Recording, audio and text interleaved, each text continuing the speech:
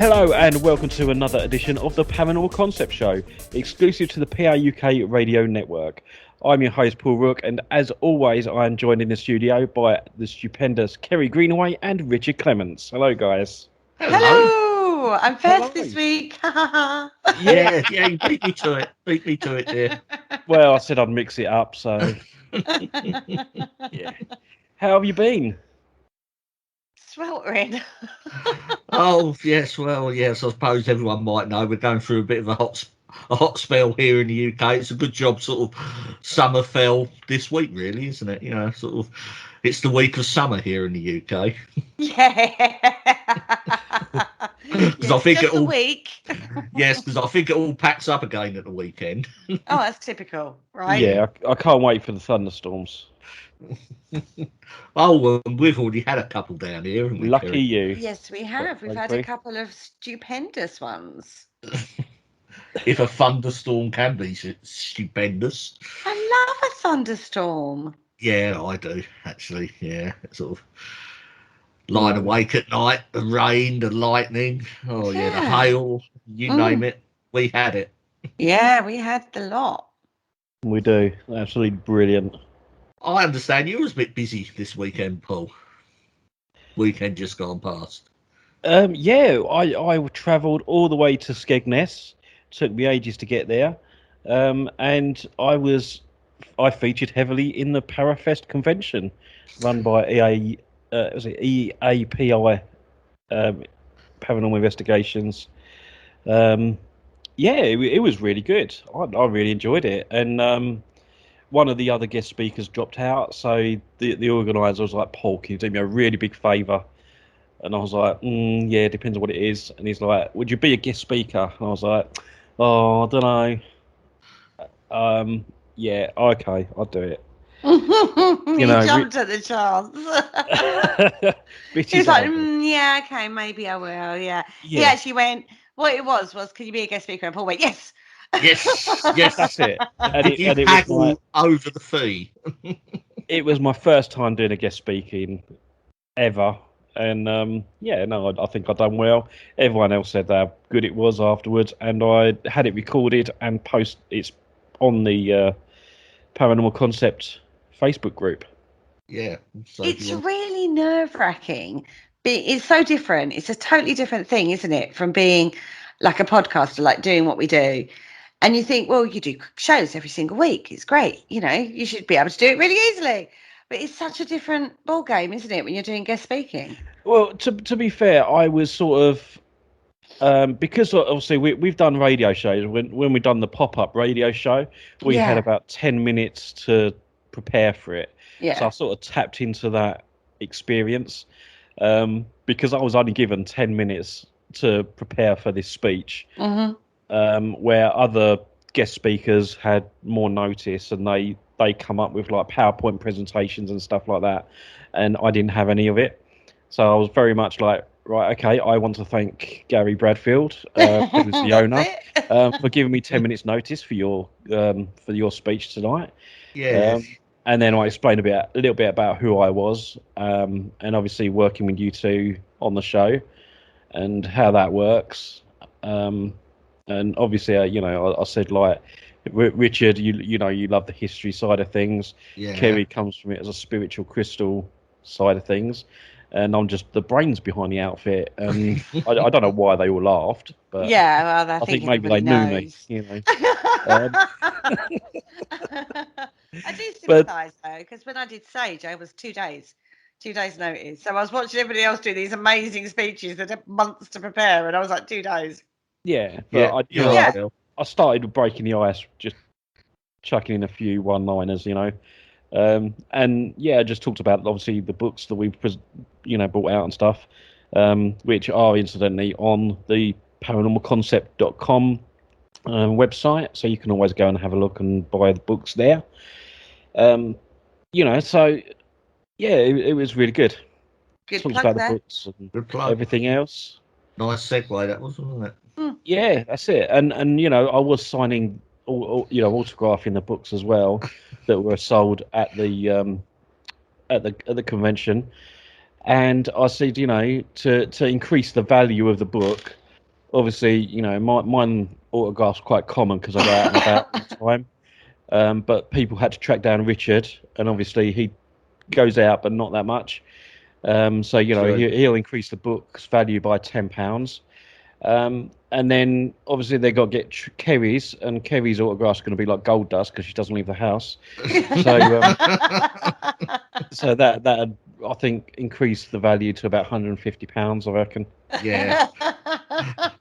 So it's going to be Kerry's autograph of the book that if anyone can get it, well, it'll be good. It'll be good for you. I mean, 'cause Absolutely, I reckon that'd be quite a hard one for people to track down. It would. Yeah. I ain't saying a word. I'm not saying a word. But the rest of the time, I've just been, because like after that, and I got home and I slept for 2 days and recovered. So all this week in the heat, I've just been melting, had the fans on me, and I've been watching Jeremy Clarkson farming. That is brilliant. It is. It's a really funny show.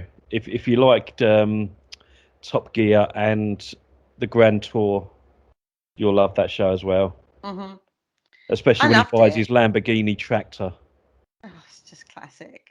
It's classic Jeremy Clarkson, and if you don't know who Jeremy Clarkson is, wherever you've been living, he used to write. I think he used to write for, was it the Daily Mail or was it the Telegraph? It was one of those. He used to do a column in there, and I've got those books that he wrote from years ago because I just love the way he puts things. He's very sarcastic, quite frankly, and he's quite brutal as well. But he takes on farming. He actually owns a farm and has decided in this series to actually embrace the farming world. How he hasn't been killed by another farmers, I don't know, but it is a brilliant series. Go check it out. What was interesting was something that was sing to my little Richard soul in this series was he was trying to find water pipelines. Ooh. And so he tried dowsing, didn't he? Oh really? Did he? Because I haven't actually seen this series yet, so also he does a bit of witchy work, does he? Yeah, he does actually say that he was dowsing with coat hangers.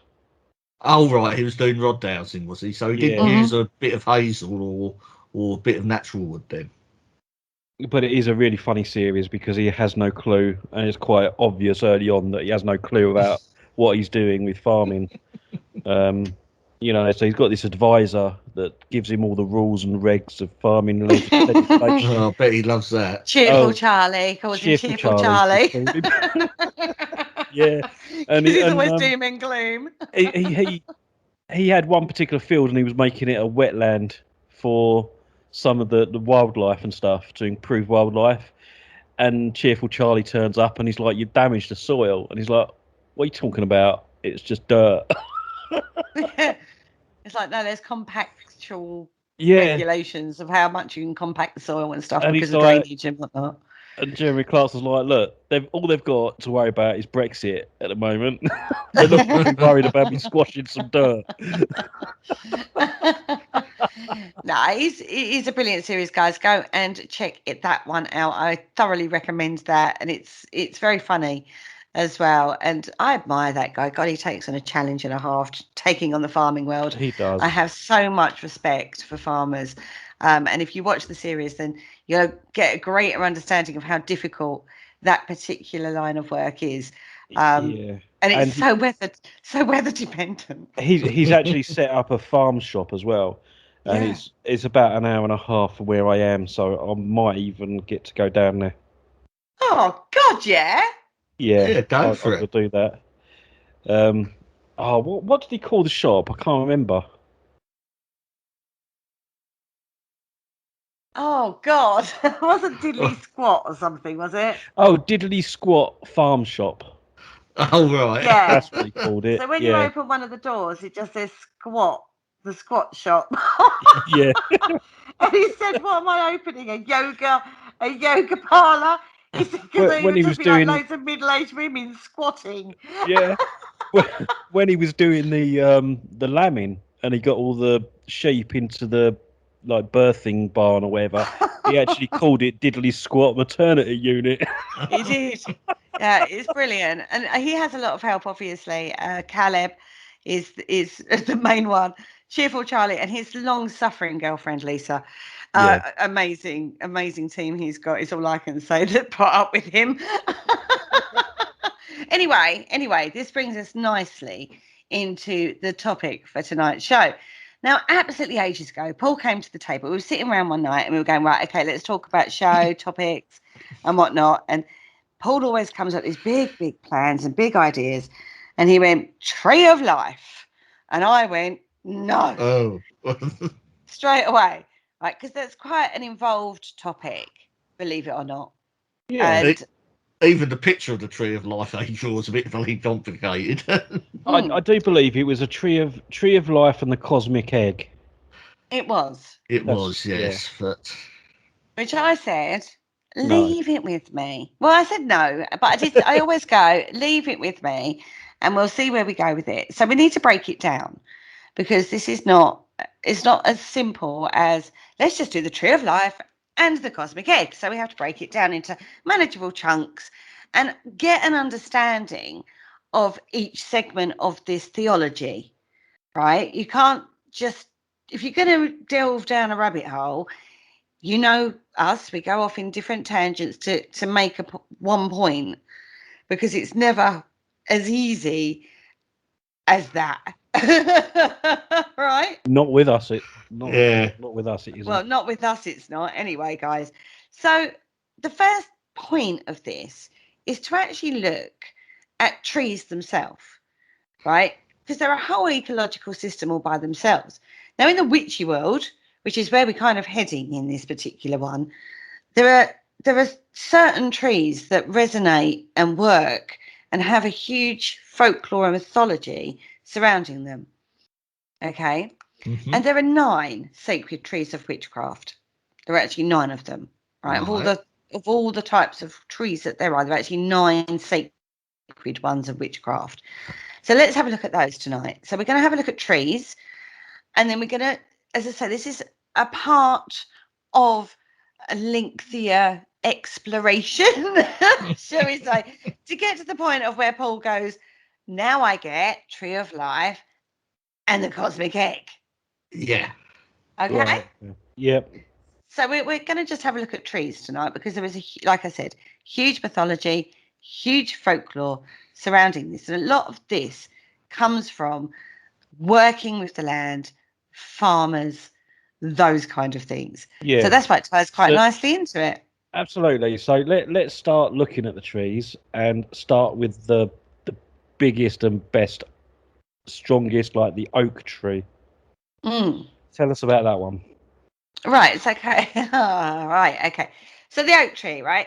Now, in most cultures, this tree, the oak tree, is like the most venerated, the most looked, worshipped tree. Mm-hmm.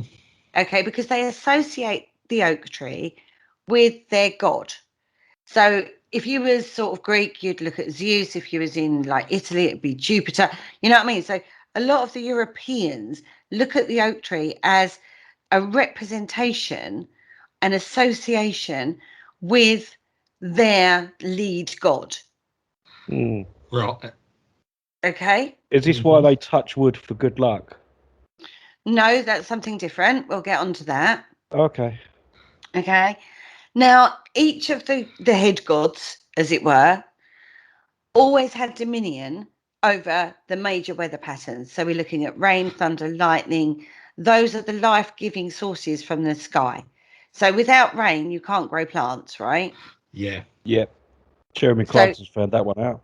We get an awful lot of that in the UK, rain that is, which is why we have a lot of oak trees, right? Which is why the oak does so well in the UK because we have a lot of rain, right? So this is so integral into that mythology of life-giving rain, yeah, and that spark, lightning and thunder, that electricity, that spark of creation.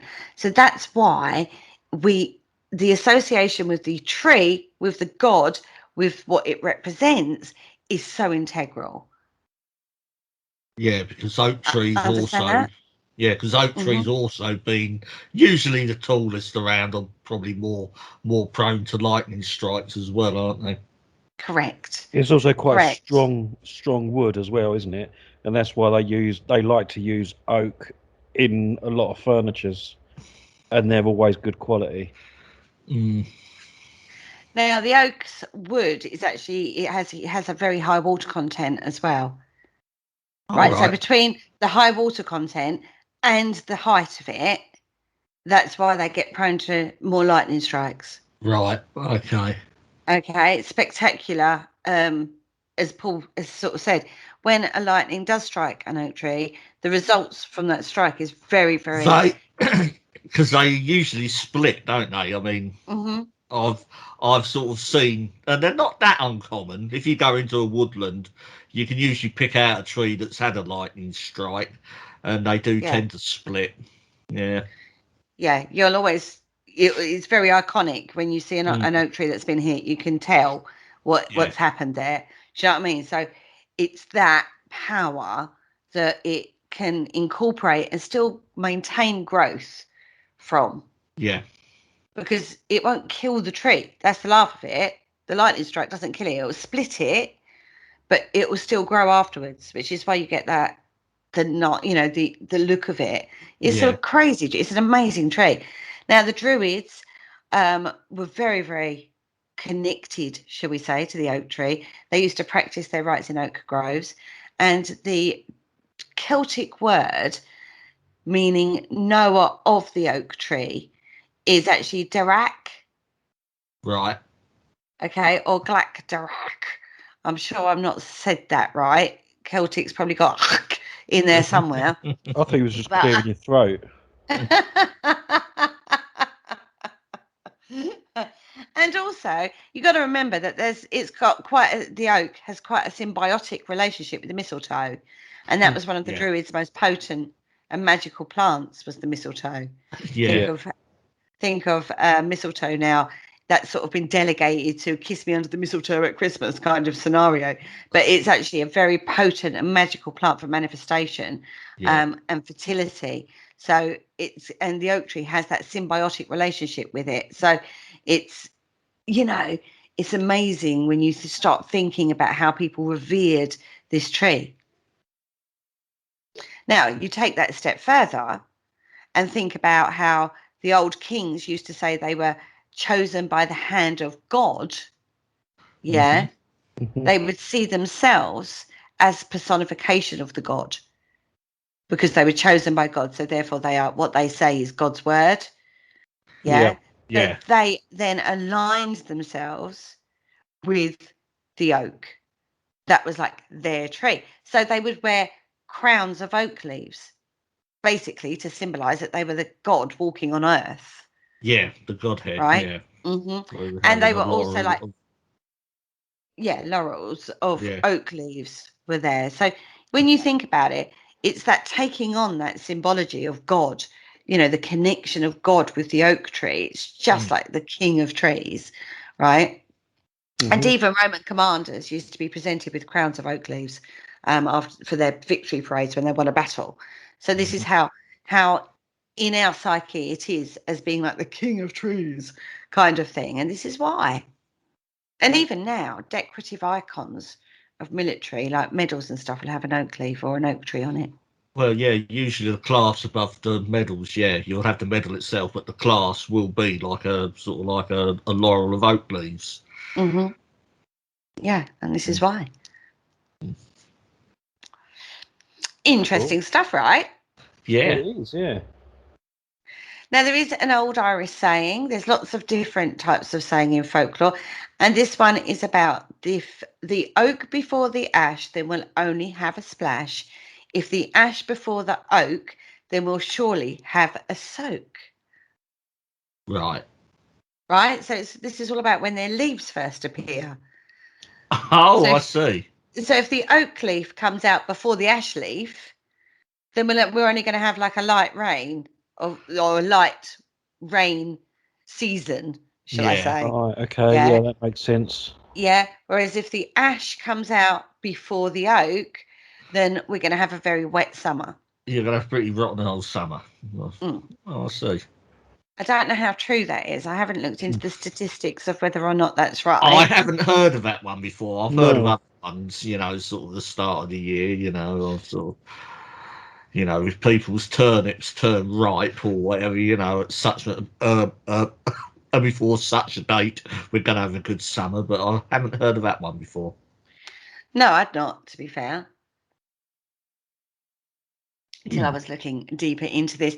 Now, a lot of this is pre-Christianity. Now, Christianity, we changed a lot of folklore and absorbed a lot of the local Druid and Celtic belief systems and changed them so they fitted with Christianity, basically, to make it more acceptable to the common man. That's well known. Mm-hmm. But the appreciation of the oak didn't cease. They embraced it, right? Yeah. Well, although they cut down a lot of oak groves, there was still that respect for the oak tree. yeah. And there was a reluctance overall, generally, to get rid of them. So there was a bit of a purge to start with, but then they sort of said, no, I better not do that. But there is a chapel on Iona that was constructed of oak from the nearby Mull Oakwoods. Right. Right. And so even though they may have felled them, they used the oak wood because it was so good. Now, going back to what Paul said about boats and stuff, St. Brennan was divinely inspired to use oak boards instead of traditional hides. They used to cover their, they used to do a framework, a wood like a framework, coracle. and then It was like a coracle, wasn't it? Yeah, and then cover it with animal hide, effectively. Yeah. But he was apparently divinely inspired to actually use oak instead of the hides on his coracle. And they reckon, they reckon, there's a legend, shall I say, that's a better word for it. There's a legend that vessel, that this small little oak coracle that he built, carried him to the New World thousands of years, or 1,000 years or so, before Columbus got there. Yeah, I've actually heard of St. Bernard, yes, and there is a Brendan. school. Brendan, sorry, and there is a school of thought that that he did actually make it, but it's an interesting sort of story to follow, that one. Now, oak wood is very strong and very durable. Okay, now it is obviously, you see it in Tudor timbered houses quite a lot. Yeah, the classic the I Tudor think timber as well, framed houses. some Tudor houses were also built from ships as well, weren't they? To reuse some of the timbers. Yeah, especially when settlers went to different countries and things, and they used to use the ship they sailed in to get there to set up their house. Correct, because the wood itself is so strong and so durable that you can. It's mold. It's recyclable.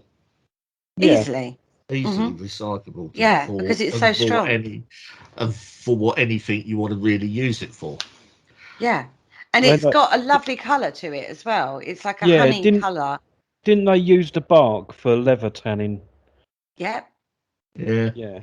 Interesting one on that, right? Now they used the bark, like Richard says, because of the tanning in it.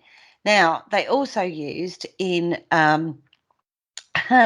in the tanning industry urine.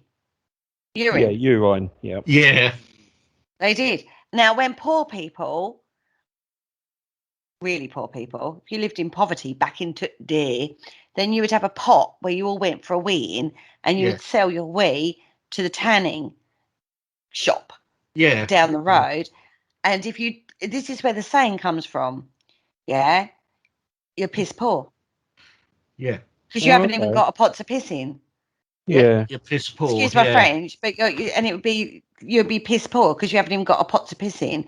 And if you haven't got a pot to piss in, you can't even make money from your urine. But that's what people, poor people used to do. They used to pee in a pot and sell it to the tanning company because it's something to do with helping to preserve the colour within the cloth. I think urine had a property. It could actually fix the dye. Yeah. That's to right. save it from running out. You know, it actually fixed the dye within like the wool or whatever it is you were. Wouldn't that be the ammonia or something? Yeah, possibly. Yeah, probably. But maybe that's where they got taking the piss from as well. Yeah, might have been. possibly. Yeah, quite frankly, you're probably quite right there. But tanning these days, we don't get from wood. We get it from tea.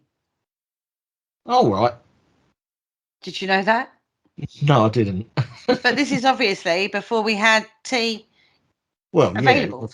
yeah. You know what I mean? It's just so they used oak bark, as it was. Now, the Industrial Revolution hits. Large amounts of oak was sent from the northwest Scotland to Glasgow, specifically for that purpose. Now, the bark also yields a brown dye, and the oak galls give a strong black dye. And they used to use ink. You used to make it ink out of that. All right. Right? So I all can the see old that. writing, they used to use oak dye, basically. And not just that, but they used to make a tonic from boiling the bark that they used to treat harness sores on animals, on horses. Okay. Treat the horses. That's good. You've got to look after your horses. Well, think about back in the day before, like, we all had cars and mechanics. Your horse was your,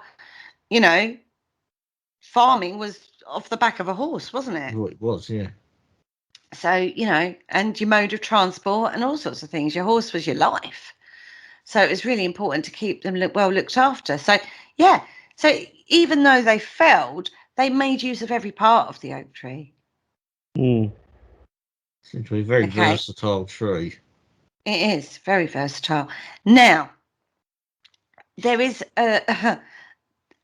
nowadays we tend to look at individual oak trees rather than oak groves because, like I said, a lot of the groves went when Christianity came on the scene. So, but individual oak trees sort of like remained and became known as the gospel oak. So a lot of parishes would have like a lone, massive, old oak tree, and it would be known as the gospel oak, right? And this is this is where the gospel was read out during the beating of the bounds ceremony at Rogantide in spring. Oh, yeah. They go to the tree and then they do the reading of the bounds and, reading of beating of the bounds ceremony. And that's where they would do it, under the gospel tree. That still goes on today. My parents used to go on beatings of the bounds around the village where I lived. Yeah. Where I grew up. So it's still something that goes on. Didn't they used to use oak trees not only for ceremonial things, but they also to hang people? Yeah. Well, any stout tree, but sort of back in the day, you would have used any real stout tree to hang someone from. But but those would have included oaks, certainly. Yeah, they did. There is one in Scotland. Going back to the gallows show that we did, there's a castle in Scotland that still has the original oak tree with the marks on it. Do you remember when we was looking into the gallows? We were looking into gallows trees, weren't we? Mm. And we couldn't really find any left, as it were. Yeah. But there was one in a castle. I can't remember the castle now. But anyway, I'd have to go back and listen to the show. But yeah, so individual oaks tend to be more prominent nowadays. If in Somerset, there are two very ancient oaks of Gog and Magog, right? They call them the Gog and the Magog. And this was named after the last male and female giants alleged to have roamed Britain. Right. Okay, so you've got the masculine and the feminine there as well. Yeah. I mean, another major oak tree that even I've visited is the one in Sherwood Forest that was reported to be where Robin Hood and his merry men either hatched their plots or hid their gold, or there's lots of different rumours about that one. Oh. And it's held up by telegraph poles. Yeah, it's where the branches are all out, and because it's so old, it's like they telegraph poles hold the branches up. Mm-hmm. Unfortunately, but you also know, don't you? Oh yeah, when Robin Hood was supposed to be around, though, they reckon it would just been a twig. Well, yeah, it's because that tree's only about 600 years old, they reckon. Yeah, it doesn't Yeah. predate the 16th century when Mm, Robin Hood or Robin of Locksley was around. yeah, for But it's a good legend, right? oh Of course yeah, it is. Thousands and thousands of, well, millions of people flock to this country, and that most of them have all heard of Robin Hood. Yeah. He's such a major part of, even now they make films about him. Oh yeah, yeah. I think the best one was Robin Hood Men in Tights. But yeah, you like that one. I liked the romantic one Oh no, with it the was really best good. sheriff of Right Nottingham. at the beginning, in the opening credits, you had like all the credits going up, and then like firing arrows with fire on them, and then it was burning down the village, and the villagers were running all over the place, and two villagers stopped, and they were like, "Every time there's a Robin Hood film, they burn our bleeding village down." Well, personally, I prefer the oh God, Prince of Thieves one, because I just thought Kevin Alan Costner, Rickman. Yeah, Alan Alan Rickman. Alan Not the Rickman Kevin was Costner Yeah, so much, but Alan Rickman was the best sheriff of Nottingham I think I've ever seen in my life. yeah, he was good. He was just such a good He actor, actually that stole the man. show in that movie. He mm. so did. He was such a good actor, that man. Anyway, back to the oak tree. Went off down on a tangent there, guys. In Leicestershire, the topless oaks in Bradgate Park were said to be a sign of mourning. And this was All right. due to the beheading in 1954 of Lady Jane Grey, who lived Uh, nearby. Very famous Lady Jane Grey. yeah. Oh Yeah. right. So the trees came out in sympathy, obviously. Hmm. Well, wasn't Lady Jane Grey the queen of like 9 days or something? Yes, I don't know a lot about her actually because she did have such a short reign. It was some sort of very political sort of glitch in history, and I don't even think she actually appears in the official lineup of monarchs to this day. And you look back, and if you have a list of monarchs, you have Queen Elizabeth II, her father George VI, and it will go back. But Lady Jane Grey is not in there. No, I think what happened was when Mary was supposed to take the throne. Mhm. This is the one I'm thinking of, if this is right, I could be Yeah, completely wrong. Could be the wrong Lady Jane. Um, they kind of put her by proxy on the yeah, throne, and then Queen Mary gathered the troops and went and took it back. And yeah, literally, unfortunately, Lady Jane Grey was like a pawn in yeah, like you say, in the political spectrum, and they had to behead her because she was a threat to the throne and Queen yeah, Mary. So, yeah, poor Lady Jane Grey. She was such a poor girl, is all I would say on that one. But this is why, as a sign of mourning, the trees in Bradgate Park are topless. They're topless oaks. Probably the scientific way is they got hit by lightning or something like that. yeah. But that's the legends around that. Now, in the after the Battle of Worcester in 1651, King Charles II hid from the Roundheads in a large oak at Boscobel. Yes, I've actually been there and actually seen the alleged oak. Again, it's not the real oak, but there is an oak in the grounds of Boswell House, or yeah, it is a house. Uh, yes, and there is an oak there to this day, and it's allegedly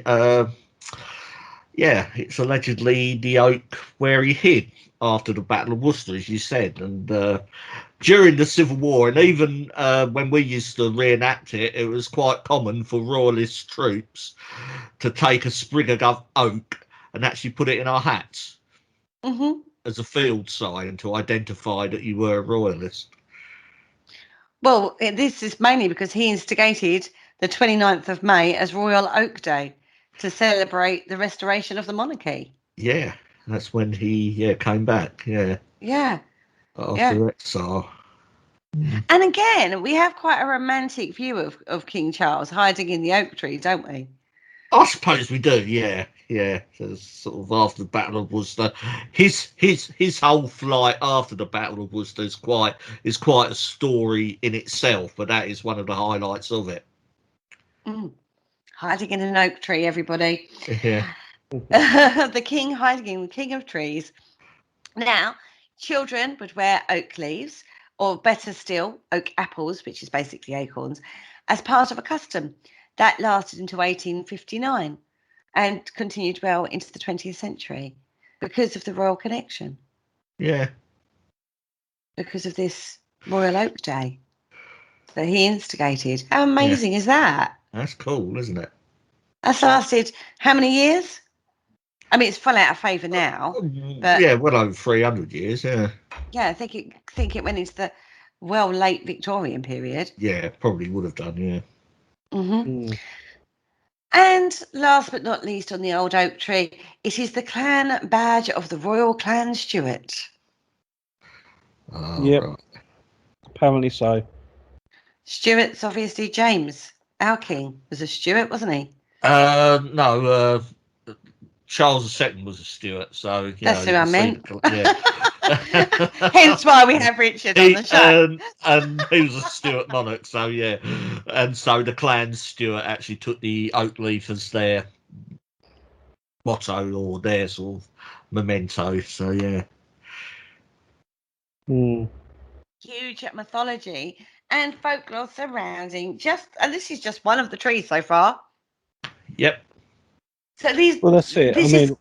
Go on. Go. I was going to say we'll move on then to not like we'll go from oak over to ash because I know it's to do with Viking mythology, and I know Kerry is going to love this subject. Thanks. Yeah. But you like Vikings. You do this one. Not this much. No, I know that you've done a bit of research, so I'm gonna let you start it, and I might jump in. Oh, okay.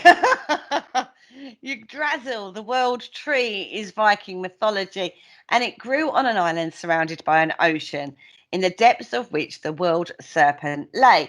Serpents have a huge mythology in their own right, and always linked to a tree. Yes, thinking about it, yeah, you look back and yeah, serpents and trees are linked. I mean, you go right back to the early days of the Bible in Genesis, don't you? The serpent and the tree of life. The funny thing is, when you look at the serpent mythology, going off a little tangent on this one, that is so unbelievable how that particular symbol has been twisted throughout the years. It's just crazy. When we talk about in spiritualism, right, we talk about the chakras, we talk about something called the word's gone out of my head. Oh, it'll come to me in a minute. Something rising. Kundalini, that's the word I'm looking for, the Kundalini rising. Now, the Kundalini rising is represented by a snake, and the snake actually curls around your spine and comes out at the back of your neck, yeah? And that is your center. That's where basically, physiologically, that's where all your nerve endings are, right at the base of the neck, yeah? Mm-hmm. At the top. And that is where the snake's head is. And that is also symbolically linked to Lilith. We all know who Lilith is. Yes, yeah. Adam's first wife, yeah. Yeah, it was a bit unruly, and that's why he got rid of her and wanted Eve, because, he wanted to dominate his wife, clearly. There's a whole story behind that. But anyway, Lilith she's viewed as like the very first vampire. She hasn't got a very good rap at all, Lilith. But actually, if you look right back and look at the mythology of the snake and what this represents, that in itself is just phenomenal. And this is linked to the ash tree. Oh, right. Right. Now, the ash tree's trunk reaches up to the heavens. And this is the one on the island in Viking mythology we're back to. So this is like the world tree. Now, its ash trunk reached up to the heavens, spread its bowers, and covered all the countries on Earth. At the time, that Earth wasn't very big, right? And its roots, as above, so below, reached right down into the earth, down into the underworld. Oof. Yeah? And a squirrel was the messenger that would run up and down the tree carrying messages from the serpent that was gnawing at the roots So when you think of it, it's at the roots and then rises up to the eagle that was in the canopy and back and down. So you've got the eagle in the sky, air representing air, and the regalness that we associate with the. I'm getting all excited, everybody. Right, you The are. eagle. Yeah. Yeah, you I are, know, Bernie. right? You're Calm right into down. this one. I know, gosh.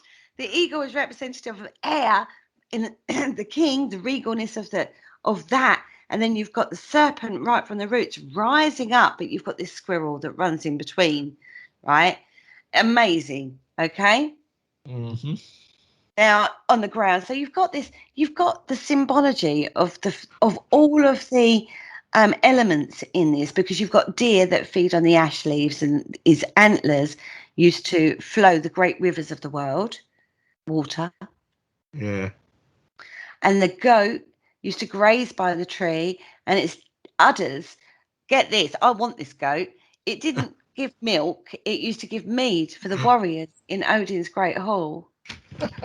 A goat that dispenses mead. Yeah. Can you imagine it? Amazing, right? And then you've got the gods themselves used to have their councils underneath the canopy of the guardian tree. Right. So it's So the ash tree, ash tree is quite an important plant, everybody. yeah, quite an important one. Mm-hmm.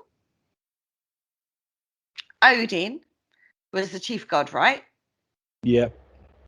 He actually hung himself on the Yggdrasil as a sacrificial ordeal, and he lost an eye to ravens through that.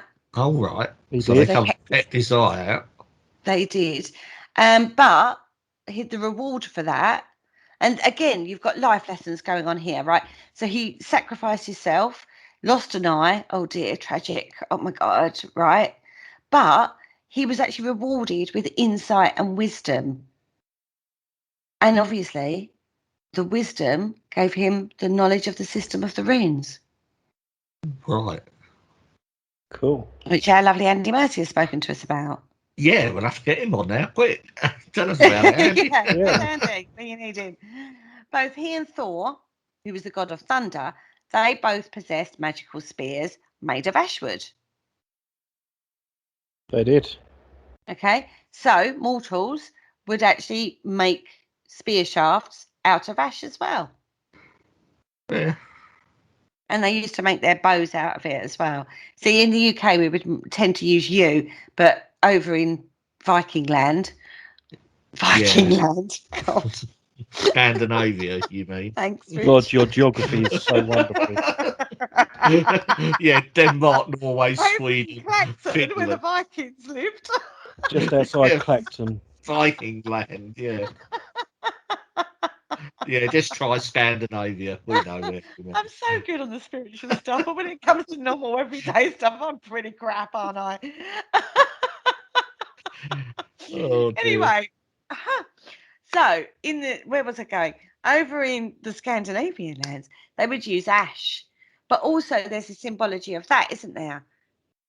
Right, because the tree, the ash tree was so amazing for them, so symbolically, spiritually linked to Odin and this tree, the tree of knowledge and the tree of the world tree, that their spear made out of it would never not hit its mark, if that makes sense, because Had it's a infused. reputation. Yeah, its Exactly. reputation preceded it. Yeah. Again, infused by the gods, right? Yeah. Now, the Anglo-Saxon word for spear was aisk, and the Norse word for ash was ask. So that became influenced Highland place names such as Port Escaig. Right. I know I'm not saying these words right. Again, my pronunciation, I apologise for, but hey ho. And Vikings were referred to as the Aishling, meaning men of ash. Ash. Hmm. Okay. So this ash must have been very predominant, sort of in Scandinavia. It must be their most predominant tree. Yeah, I would have thought so. Yeah, it must sort of thrive quite well up in that landscape. Even though we do get them here, yeah. Yeah, more so, because we would probably have the oak more. Yeah. Whereas, different areas have, I don't know, Yeah, I don't think the oak takes too well to colder climates. I don't think you get northern oaks. I've never heard of them. Well, when you think about it, if it's got a high water content in the oak, Yeah, cold weather, like really cold weather, as in like snowy weather, it wouldn't bode well for it because it'd freeze. And then yeah, when water freezes, when the water content of a tree freezes, this happens in Alaska quite a lot, doesn't it? The tree bursts, mm-hmm. they explode, don't they? Yeah, yeah, they So will do. Yeah, that's I've probably heard of why that. the oak wouldn't work very well. Now, the Gaelics also thought the ash tree was very protective, and of the 5 legendary guardian trees of Ireland, 3 of them were ash. Oh, right. Right? Yeah, ash is the second most popular tree growing beside Irish holy wells, believe it or not. Okay. And on the Isle of Man, ash trees were said to protect the purity of spring. So you've got this water link with Yeah, ash as well. And obviously, water is, well, you can't survive long without water. You can survive longer without food. Mm. So it's life giver as well. I know ash is quite a common tree in the UK. hmm hmm The ash is the commonest tree as a place name element after the thorn. Okay. Believe it yeah. or I not. suppose. Yeah, Ashburn. Yeah, yeah. Yeah. Lots of or sort of ones with ash at the end or ash at the start. Yeah. Oh, yeah. I can see that. Yeah. Now, Even even down to the road that both me and Kerry grew up on.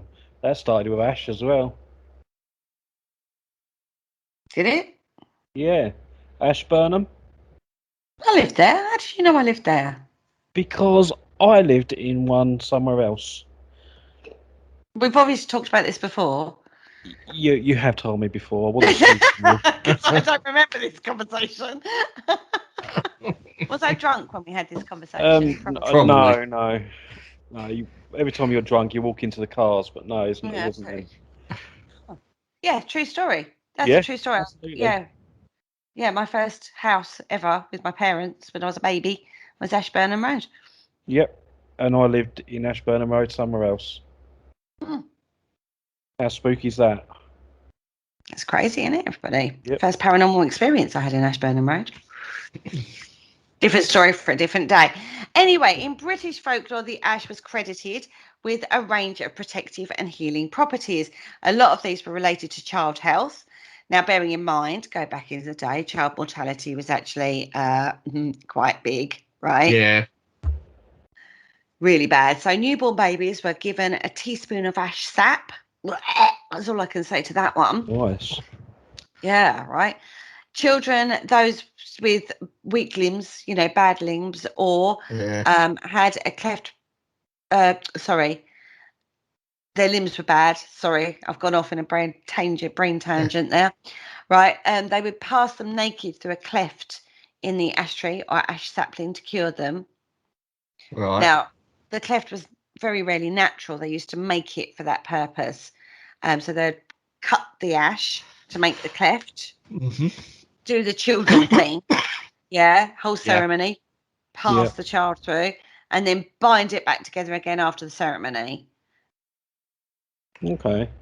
Because that was symbolic of there's an injury, the open wound, open ash tree, pass the child through, bind it together, and as the tree binds back together again, the child will heal. Right, I see. So they're trying to get, they're trying to get the child's the natural healing process in the ash. They're trying to reflect that onto the child, aren't they? Pure witchcraft. That is, isn't it? That's And treat like with like, isn't it? didn't they Mm. also believe that after that was done, or some people would believe that after that was done, there was a special bond between the person and the tree? Yeah, So if like the tree died or was cut down or whatever, then the person would also die. yeah, yeah. So they became very protective Yeah. of their ash tree, like air quotes, their ash tree. And Oh yeah, yeah, that's why they were very protective over the ash trees. yeah, totally. But again, that's pure witchcraft, isn't it? Oh yeah, of course it Oh is. yeah, you can see. You're getting more into sort of like you can sort of see the more magic now, sort of like what we would understand as witchcraft. Mm. you can see a healing woman in a village doing that. Yeah, totally. And this was, it's believed. Mm. So your child is now intrinsically linked to that tree. Yeah. And You as that look tree after that heals, tree. yeah, your child will heal. Now we do have something called Ash Wednesday in the UK, don't we? Yes, we do. Yes, that usually comes before Pancake Day, doesn't it? Or something? Or was it for Ash Wednesday comes just before Easter, doesn't it? Apparently. I've got a clue. Yeah, I don't know when Ash Wednesday is.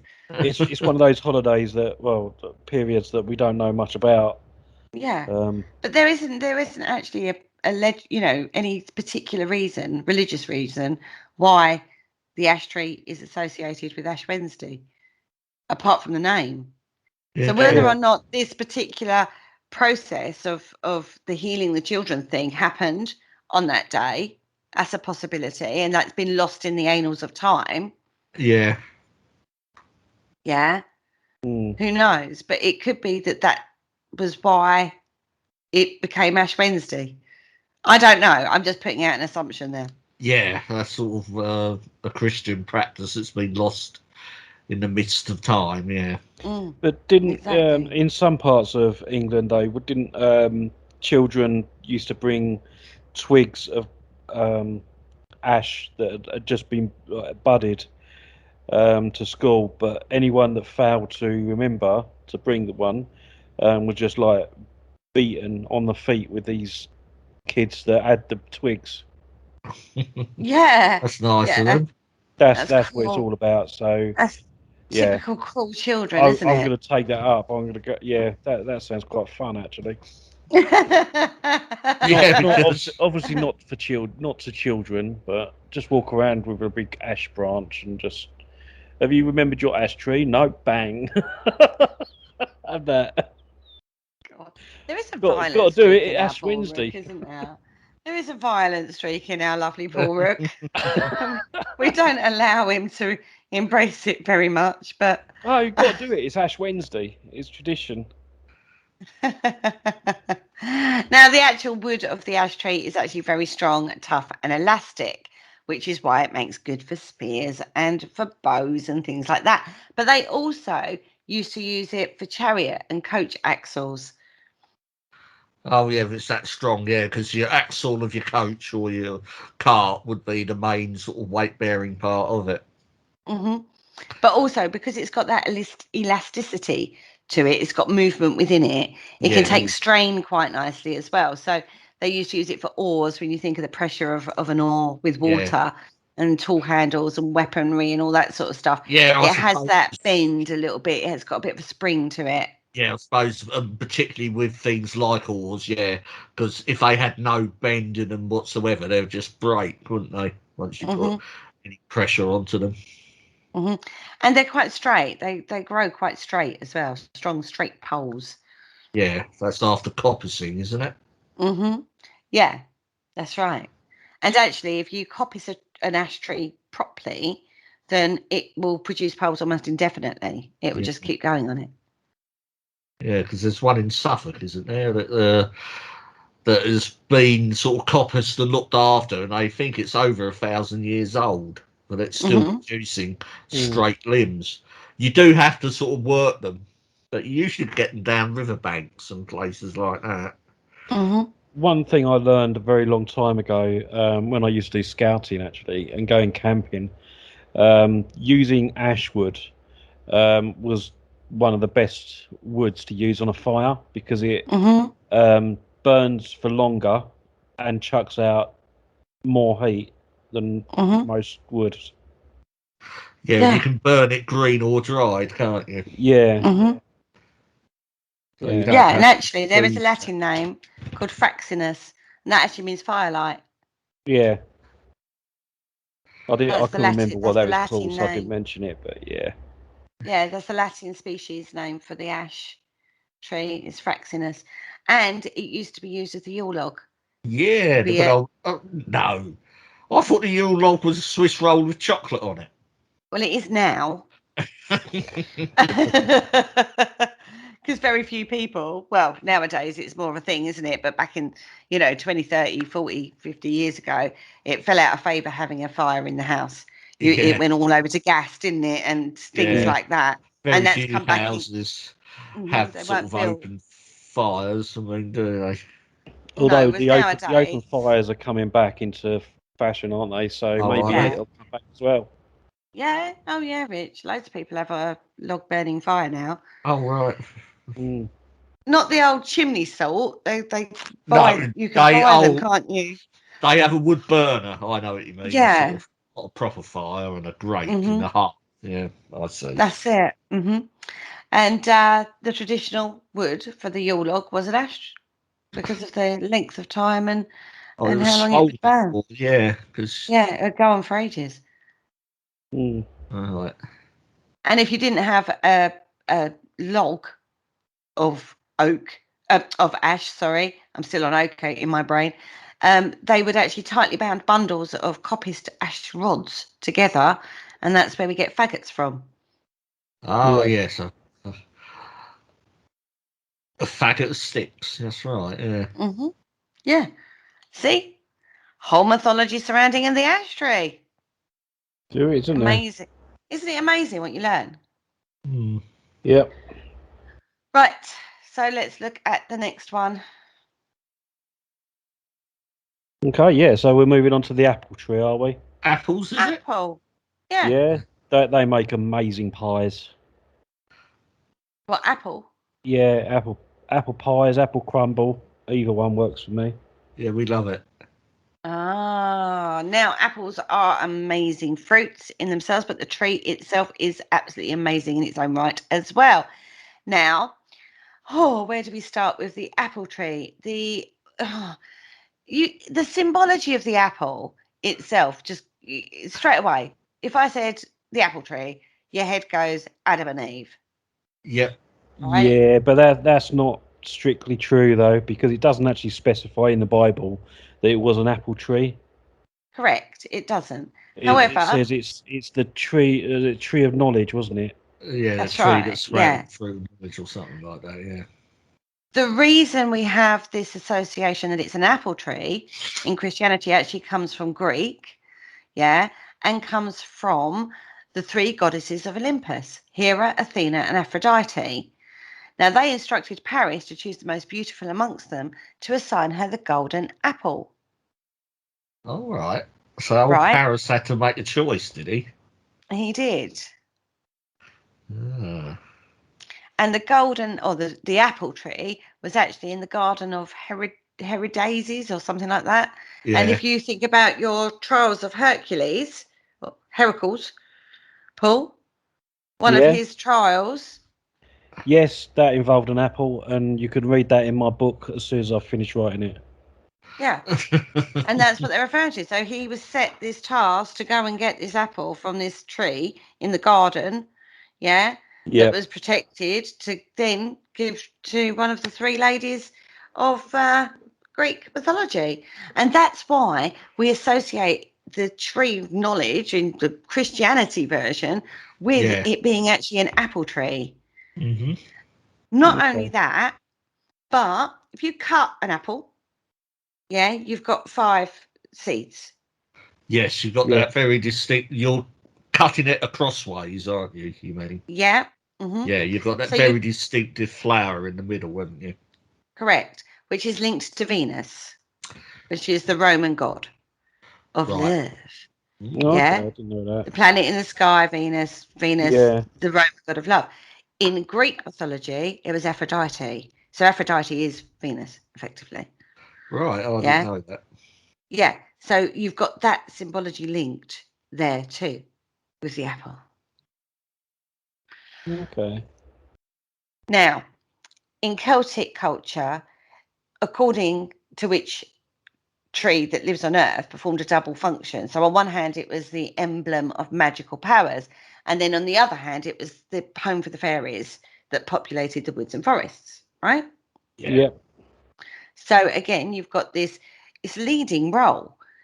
It's multifaceted all of these trees are multifaceted through different cultures, but every culture will have something linked, folklore or mythological, to these trees, and it's the same trees.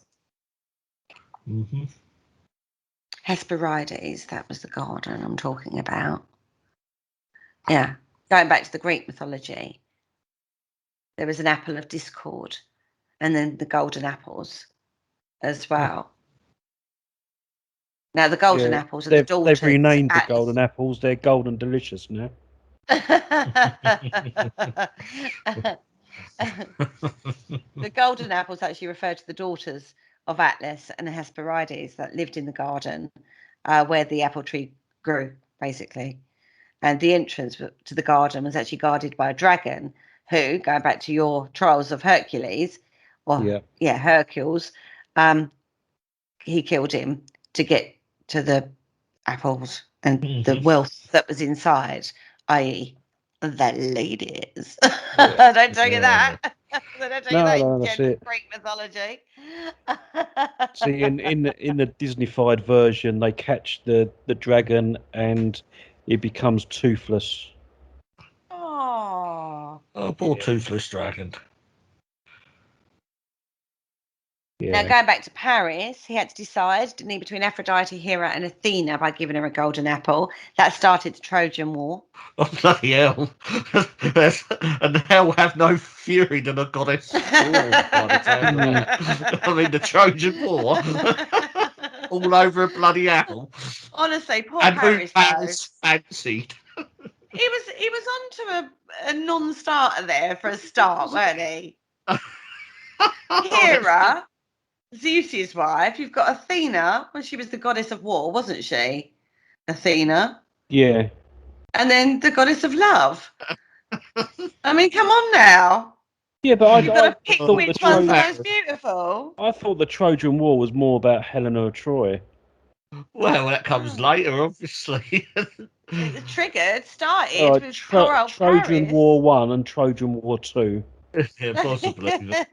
It was the beginning of the Trojan War. I don't think once they started, they had any reason to stop. Yeah. Oh dear. Oh my God. In Celtic mythology, I'm going to call him Con, son of King Kong. King Kong, yeah. That's Kong spelled C-O-N-N, listeners. Yeah, we're still Kong of the 100 battles. And not a giant ape. No. Yeah. He receives from the lady of the other world an apple which feeds him for a month without ever being consumed. Oh, right. An everlasting apple. Mm-hmm.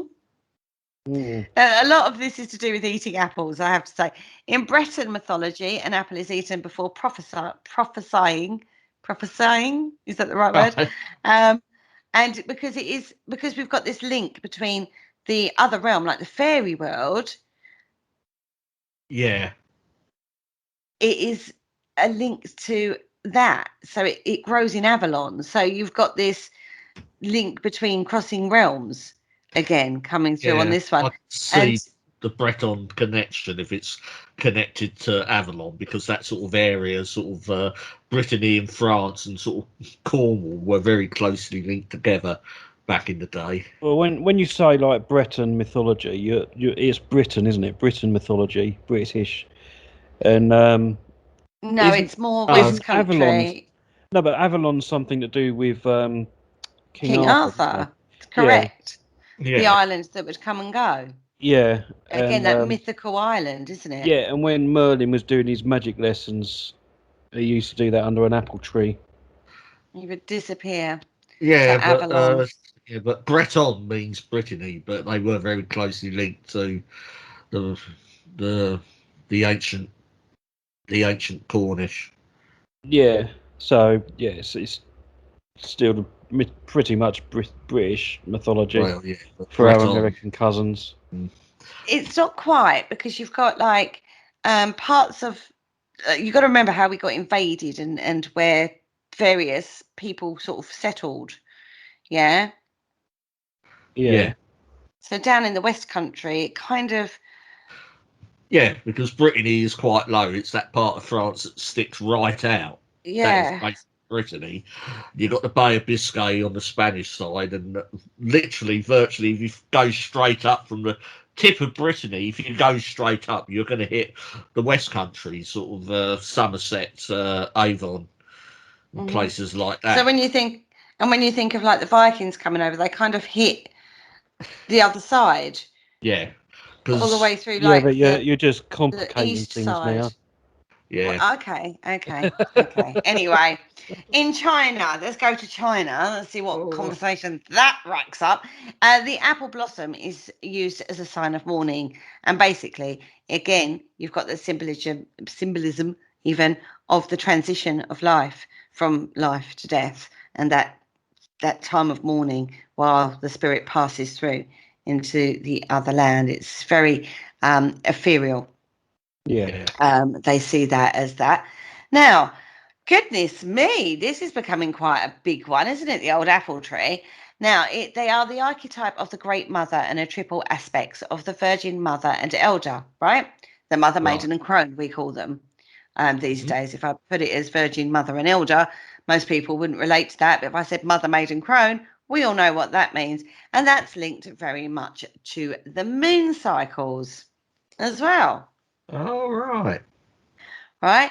The apple is actually a celebration of this union, right? The matter of the sky and the apple is a celebration of the union.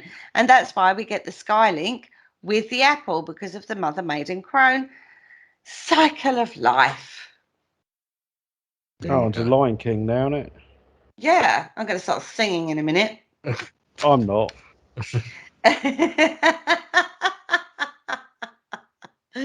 Oh dear. The fruit, we've talked about the presence of the seeds of life within the apple and the cutting of it and the Venus and the link to the planet and blah, blah, blah, right? Yeah. Links into the pentacle. Yeah? Pentagram? Pentacle, Yeah, I pentagram. suppose if you cut an apple again, you get a pentagram shape, doesn't it? And yeah, The because the link to five-pointed star. the link to Venus as well, because the Venus transits across the front of the sun, and that takes a process of something like 6 months. And if you track where it goes, it actually does draw a pentagram, doesn't it? It does. Apparently, it does. Sacred geometry playing out in the skies above our heads. And the Holy Roman Empire held a scepter with their right hand and a golden apple with their left, which symbolised their power. Which I suppose carries on today with the orb. It's You can see the similarity, can't you? Mm-hmm. So where do we get we get to think of that then? Think of this orb. That is the world. Yeah, The world in the well, palm of your hand. that is what it I'm a actually god means. walking on earth. That comes from a much earlier tradition of when that orb was represented by an apple. Interesting one. It's fascinating, isn't it? When you start seeing how it all starts connecting and tying in together. It's just crazy. Now, in Baltic mythology, the apple is actually a symbol of the setting sun and one of the incarnations of the goddess Sol. Again, sky, God, link, on earth, symbolism going on. Yeah. And in Jewish tradition, during Rosh Hashanah, You love these words, don't you? Oh, you Well, boys. now we're on the Hebrew, are we? Yeah, now on Hebrew. They dip slices of honey. No, they dip apples in slices. No, they don't. They dip slices of apple in honey, even. I got there eventually, everybody. Yeah. To ensure the prosperity of the new year. Actually, it sounds quite nice. Might try that. Yeah, might try a bit of apple dipped in honey. It's a different one. Yeah. Now, apples for us spiritually are all about giving and receiving love. The pommel is a symbol of sensual love, of the marriage that is consumed, of beauty, youth, and fertility. And this is why apples are quite important to have as a gift as a wedding. So we talk about wedding favours. It used to be apple driven, and that's what it used to be. That's handy to know. So the next wedding present I buy, I'll just get some apples. You know what? Just get her an apple. Yeah, And just say then there you put go. a note saying, look, this is what it means. I'm giving you the gift from the gods. Or you could buy some apples and instead of throwing confetti, just throw apples at them. Yeah. Maybe not. Maybe not. Honestly, No, not a good idea. No, no, I think it is. no, definitely not. But it's a very sensual, very sexual symbology in spirituality. Mm. And it's all about that union between the individual and the divine. Yeah. Okay, excellent. So Well, that's the apple. you know, I think we've actually come to the halfway point in the show. Oh, So okay. I think we should have a bit of a break now. What do you reckon, Kerry? Oh, I think that might be a really good idea. I've got all hot and bothered about the sensuality of apples. Yeah, because Yeah. Oh dear. Okay, then, right. So we're going to go for a break. So see you after this.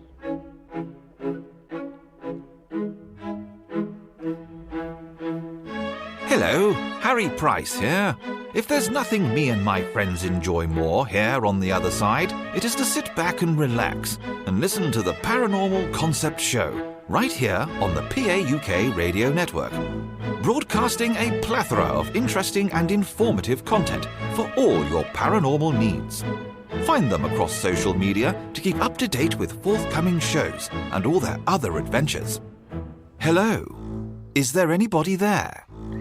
And welcome back to the Paranormal Concept Show, exclusive to the Paranormal UK Radio Network. And tonight, or today, or whenever it is you're listening to the show, we are discussing the symbology of trees as part of a bigger picture. This is like the first segment of a bigger topic that's coming. So we're looking at the symbology of trees, aren't we, lads? We are. That's right. Yeah. So far we've covered the oak, the ash, and the apple. Mm-hmm. That's right, isn't it? Yep, that's right. Next, we're going to go on to the hazel. These are the 9 sacred trees of witchcraft. Yep. Hazel, right. There's ancient. I thought that was a witch's name. Witch hazel. Hazel. Why do you think they called it? Okay. Well, we're going to learn why in a minute. You're going to learn why, right? Now, okay, so hazel. Now, there's lots of different versions of this one, right? Now, the essence of the tale is that there are 9 hazel trees that grew around a sacred pool. And they would, excuse the expression, they would drop their nuts into the water to be eaten by salmon. Right? Now, the salmon fish itself was actually revered by the Druids. Right?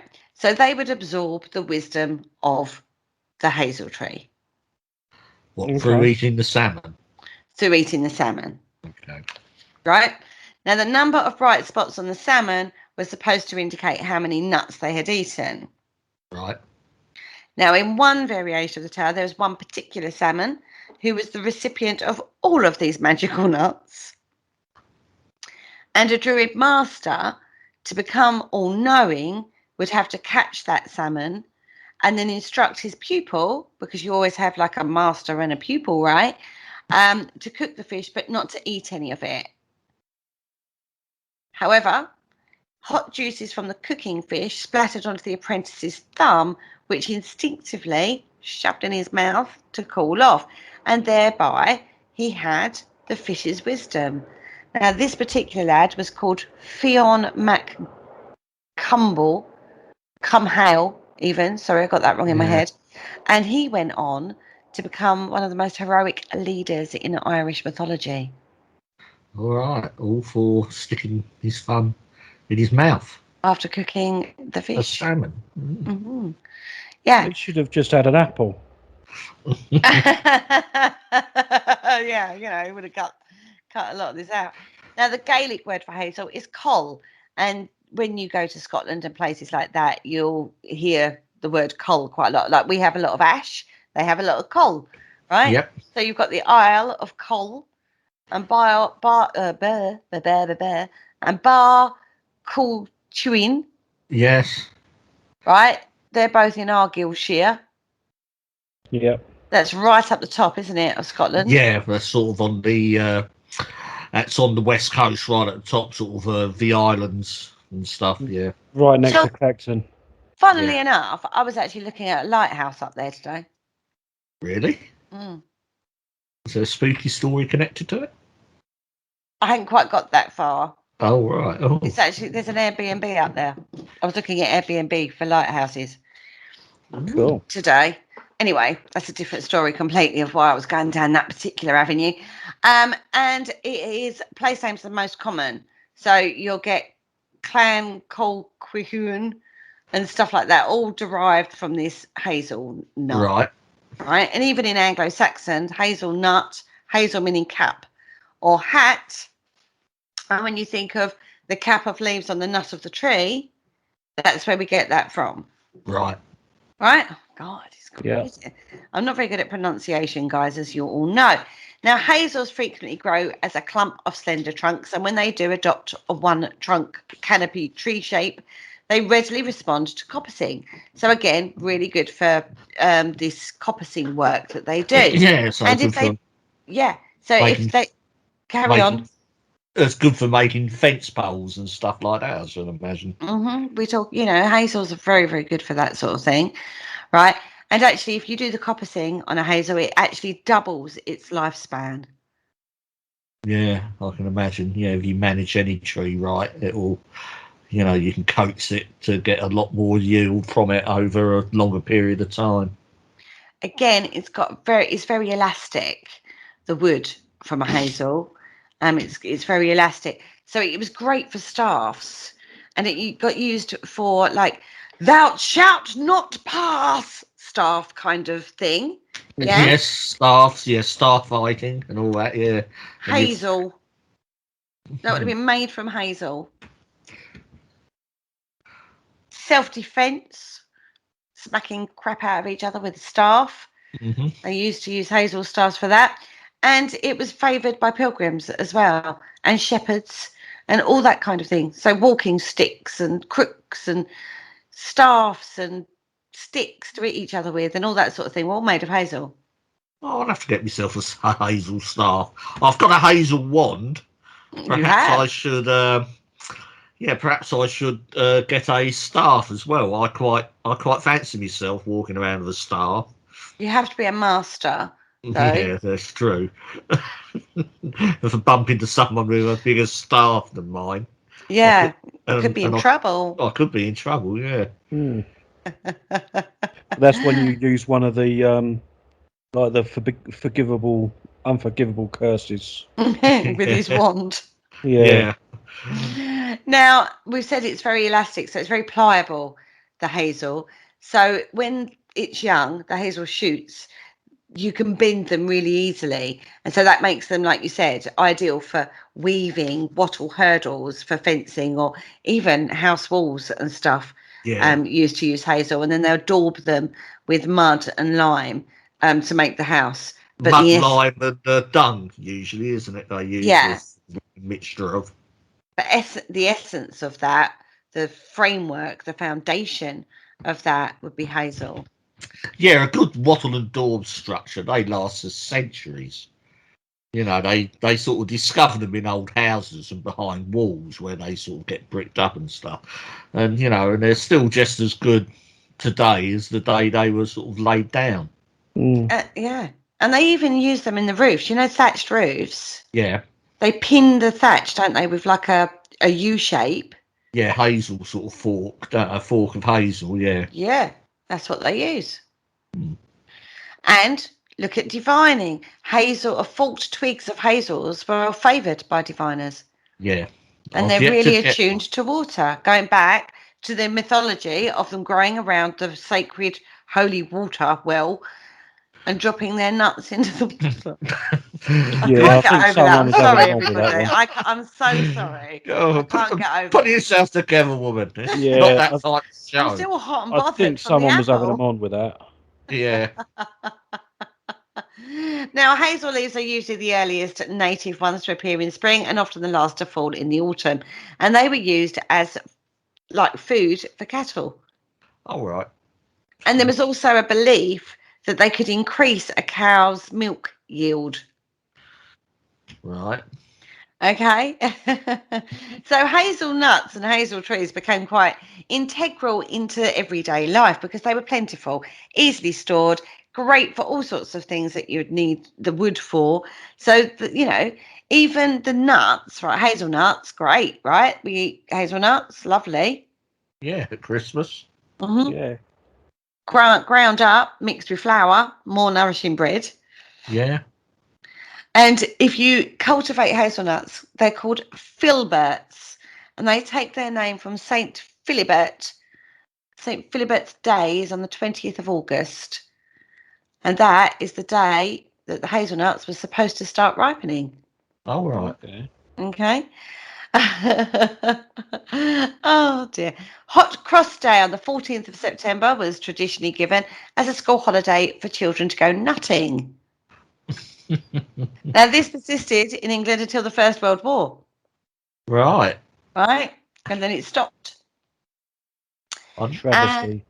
I know. And various places still celebrate Nut Crack Night in November when the stored nuts were opened. All right. So you Right? get all the villagers together to sort of like open up all the nuts, and after they've seasoned a bit in the barn, no doubt. We're all getting together to crack our nuts, yes. And then they would take them to church on the following Sunday, to crack some more during the sermon, which must have driven the priest like absolutely crazy. Nowadays, obviously, we come across hazelnuts in chocolate spread and butter, and it's a delicacy at Christmas, apparently. A hazelnut. Not in my house, it's not. But it's starting to get a resurgence. The hazel wattles, hurdles, they're all of the hazel craft that used to go on fell out of favour again. And it's starting to come back again now because they're starting to use them as sound screens along the motorway. I do like the hazelnut, and isn't it isn't it Quality Street in the purple one they call it? That's the purple one. That's a Brazil. That's a Brazil, yeah. Is it That's a Brazil nut? Okay, Yeah. Hazelnut. Okay. That's the one everyone wants. Yeah, they do have hazelnut ones though. Yeah, they do. They usually come They usually come as a truffle, don't they, of some sort, like a hazelnut truffle-y type chocolate. Mm-hmm. Very nourishing. Very nourishing. Nice. But look at the symbology. Again, you've got the symbology of the tree providing knowledge, giving it to the salmon, and the salmon then passing that knowledge on. And it's again, trees have knowledge, right? Mm-hmm. Well, apparently all of them have, by sounds of this show. John Keats, I'm going to quote you a little poem from John Keats. And fill all fruit with ripeness to the core, to swell the gourd and plump the hazel shells with a sweet kernel. That was John Keats. He wrote, that was his poem, To Autumn. There you go. That's the hazelnut tree. Right. But when you look at how integral it was for, so we looked at the symbology in regards to wisdom dropping its nuts. I can't get over that. I'm sorry. That's just far too funny in my head, and cracking their nuts at church and stuff. It's just hysterical. But when you think about what they used it for, how integral it was for building houses, keeping down their thatch, divining for water, it becomes very, again, you've got that divining, that knowledge, that power, that essence of importance in day-to-day life. You can understand why the hazel tree becomes so important, and then the fruit it bears gives you a more nourishing bread and a food source for the winter because you can store it and crack your nuts at church. It's always an added bonus, right? Well, yeah.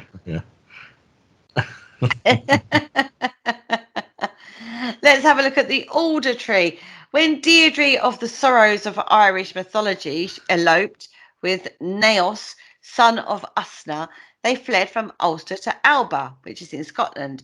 Now they escaped the wrath of King Conshabar mac Nessa, to whom Deirdre had actually been betrothed. Pure love story going on here. They hid from the king's pursuing warriors in the Alder Woods of Glen Atib, where they eventually settled. So the alder tree is now well associated with hiding and secrecy. Mm-hmm. Okay. There's a touch of the oak story there, isn't there? But yeah, but the elders obviously has a story connected to it. Now, oh dear. Oh dear. Right. So where do we go with this one? Alders are not growing along rivers or streams. They form alder woods or cars on wet or swampy ground. So although they're linked with water, it's not flowing water. It's sort of like groundwater. Mm-hmm. Yeah. Now, the wide bases of the alder trunks, from which small thickets of alder shoots emerge, we get this shooting off as well, soon taper up to tall, straight trunks. Okay, so you get one bit, and then if it's not coppiced, then all these other shoots will come off the base. So the alder tree is, an old alder tree will have like one main trunk, but other main trunks coming from the base of it, if that makes sense. So its root system will support literally other trees. Yes. But albeit older, they will support other trees. That's interesting. Mm-hmm. Exactly. Now they can sit in 7 inches of water. Mm-hmm. Right. Now, because of that, they didn't get visited particularly often. So we get the ideal hideaway. So where's the best place to hide? Somewhere nobody else will go, right? Okay, yeah, that's right. Clever. Exactly. And because of the way the tree grows, they make ideal hideaways. Great. So as you said, it's not by sort of streams or rivers. It's just sort of marshy, boggy ground, it sounds like, doesn't it? Yeah, very much so. Now, the flowers of the alder tree, yeah, you get green dye from it. Oh, right. Right? Get camouflage, green dye from the alder tree, the hiding tree. Yeah. What best to wear in a wood if you want to be camouflaged or hidden? Yeah. Green. Right? So again, going back to Robin Hood, that's why they were always wearing green. Yeah, and when you think of the fairies as well, especially like Tinkerbell, she was always wearing green. Correct. So she could be hidden from human eyes. Concealed from human eyes. Exactly. Right? Now. Clever, aren't I? Oh my God, amazing.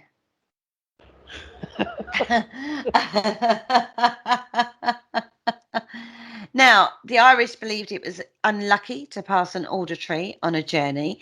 Now, partly this is because of the ground it was in, right? So you see an alder tree, watch out, the ground is not going to be good because it likes to sit in water. Mm-hmm. Okay. But also because it was good at hiding things and people and whatnot, you'd have a lot of bandits and, those kind of nasty little people that would hide in these trees. Mm-hmm. So it was unlucky to pass an alder tree on a journey because of this worry of hidden things within it. And actually, we think of boggarts. Yeah, I mean, Richard would be well away with that, wouldn't he? If a boggart jumped out on him, all he'd need to do is whip out his wand and go, ridiculous. Good. Yeah, exactly. Right? What's a boggart then? A boggart is basically like a sprite that would live in boggy water. Boggart. Oh, boggart. Oh, okay. Yeah. Think of the Harry Potter. That's where she got. In boggart. Harry Potter, it was it was a creature that can turn into something that you're scared of. Oh, right. Oh, dear. So when it come out, they like hide it in a closet. So when they open the closet and it jumps out, and it turns into whatever that child was scared of. And the only way they could get rid of it, basically, was to cast the spell ridiculous. Hiding and concealing itself behind your worst fear. Oh, right. Yeah? Starts to make sense, doesn't it, boys? It does. Yeah? Harry Potter's full of this stuff. Exactly. Well, we've covered that, we've covered some of it in a show, haven't we? We have, yeah. But when History you start, of Magic show, that was. Yeah, when you start delving into things and start looking at it, there's reasons why they get called these things. And the boggart is boggy ground, right? Yeah. That's where it gets its name from. However, Ah, dear. Fern, Gaelic for alder, fern, crops up in many places in Scotland and Ireland, and that's probably because they've had a chance encounter with the alder tree. Because of the alder tree, should I say, right? Mm-hmm. The good thing is the alder tree does have some redeeming features. Its leaves, when they're placed in shoes at the start of a long journey, it would actually cool the feet and prevent swelling. I kind of need them now. Yeah, and go for a long hike. Yeah, and I can see that actually working if they're sat or whatever's particularly cooling. Yeah, just put a couple of their leaves in your boots before you set out. Yeah. Right, it doesn't rot in all these wet conditions either. And it becomes hard as stone when it's left immersed in water. Now, people, we're very good at noticing these kind of things in nature, and we made a good use of this particular ability of this particular tree. Now, crannocs, which are wooden strongholds or Scottish locks, were built on rafts or piles of alder trunks. Right. Good foundation, right? Yeah. It is, yeah. And even in the Industrial Revolution, alderwood was favoured for the making of lock gates and other canal bits and bobs that got wet quite a lot. Yeah. And did you know Venice is actually built on piles made of alder trees? Well, it makes sense, doesn't it? If it's that good. And Venice, yeah, if you can build a whole city on top of them, it must. Out of water, yeah. Yeah. Timber rots easily, so it's definitely a water plant. Its properties are enhanced by water. Take it out of water, it rots really easily. So it's not good for building or fencing. Yeah, because it won't last for so long. Yeah, it's funny because it seems to act a total opposite to everything else. You immerse a lot of stuff in water, it rots, doesn't it? But older obviously doesn't. Yeah, exactly. So it's not very good for fuel or heating, but it does make great charcoal. Right. Okay, so good that the Celts used to use like this charcoal for forging their best weapons because it gets that hot. Right, yeah. I suppose once you can make charcoal out of it, yeah. Yeah, and the charcoal itself was used in the manufacture of gunpowder. Right. And alder coppices, were often established next to factories because it was the preferred wood for clog making because it doesn't conduct heat. Right. So it's quite a different type of wood. Now, the living wood of the alder is a pale colour, but it actually turns deep orange when it's cut. So this gives the impression of bleeding. Now, it's already got a negative superstition with the hiding and whatnot, the deception that this tree is, has already got that reputation. But this impression of bleeding doesn't actually help itself at all. Now, dear. Now, the colour does fade with time to a paler, richer brown, which furniture makers love, right? Right. And is known as Scots mahogany. Ah. And English folk custom said that such furniture would have to be especially protected from woodworm. So tradition suggested placing an alder branch in cupboards as a lure for the woodworm. Oh, to stop it eating into the actual cabinet you've made. Yeah. And apparently the parent beetle of the woodworm prefers alder over any other wood to lay her eggs. So if you had a piece of furniture made from alder wood, you would sort of give the beetle a bit of a different. Go and have this bit, not that bit. Yeah. How it discerns between the two, God only knows. It just sounds like a feast to me. But yeah. Anyway, that's what the old superstition is. Right. Now, let's have a look. Now, it is really, really good, particularly in this day and age, for helping with environmental destruction and restoration. The nitrogen-fixing nodules on the alder roots improve soil fertility. So it actually makes great tree for reclaiming degraded soil and industrial wastelands such as slag heaps. It's funny. I was watching a documentary the other day, and they were actually doing this on. And this was quite a toxic sort of bit of wasteland, you know. It had it, and over the years, it had a lot of stuff dumped into it. It was right next to a chemical plant as well. So yeah, and they were using elder, you know, to sort of like reclaim, to take all this rubbish out. So Alder. Yeah, alder. Yeah. Alder, not elder. Elder's what's next. Oh right. Yeah. So it's a really versatile, it's a good tree in a way, but also has a not a particularly good mythology surrounding it because of the sap, you know, the Yeah. and the deception and the hiding and stuff. Yeah, that's the alder tree. Let's have a look at elders. That was Dumbledore's wand, wasn't it? An elder wand. Yes, it Yeah. was. Now, apparently, fairies love music and merrymaking. Did you know that? I did, yeah, because yes. elderwood is used for making like whistles and pipes and like musical instruments and stuff. Correct. Yeah, I knew that. Because its branches contain a soft, pithy core that they remove to create hollow pipes of pale, hard, and easily polished wood. So you can bore it out quite easily. So its names include boar or boar tree. Right. Makes sense. Now it has a white blossom, same as hawthorn or rowan. And the elder it's really steeped in fairy lore, is this tree basically, and goddess-centered mythology. Gotta love a bit of goddess-centered mythology. Now, the best time to encounter fairies under the elm is actually on Midsummer's Eve. Right? Get this one. That is when the fairy king and queen and their train would pass by. Now, there are many references. Don't sleep under an elder, because the strong smell of the leaves has actually a mildly narcotic effect, which could be why it's got this fairy kind of link, because people have had this narcotic sort of thing and then started hallucinating possibly. I thought it's sort of like with, from what I know of fairy lore and stuff, I mean, fairies are to be avoided though, aren't they? Well, they're tricksty. Yeah, they're like tricksty lot, yeah. Cornish pixies are so much more worse. Back to Harry. Back to Harry, yeah. No, but when you think, when like the king and queen and their train would ride by, right, that's known as the wild hunt.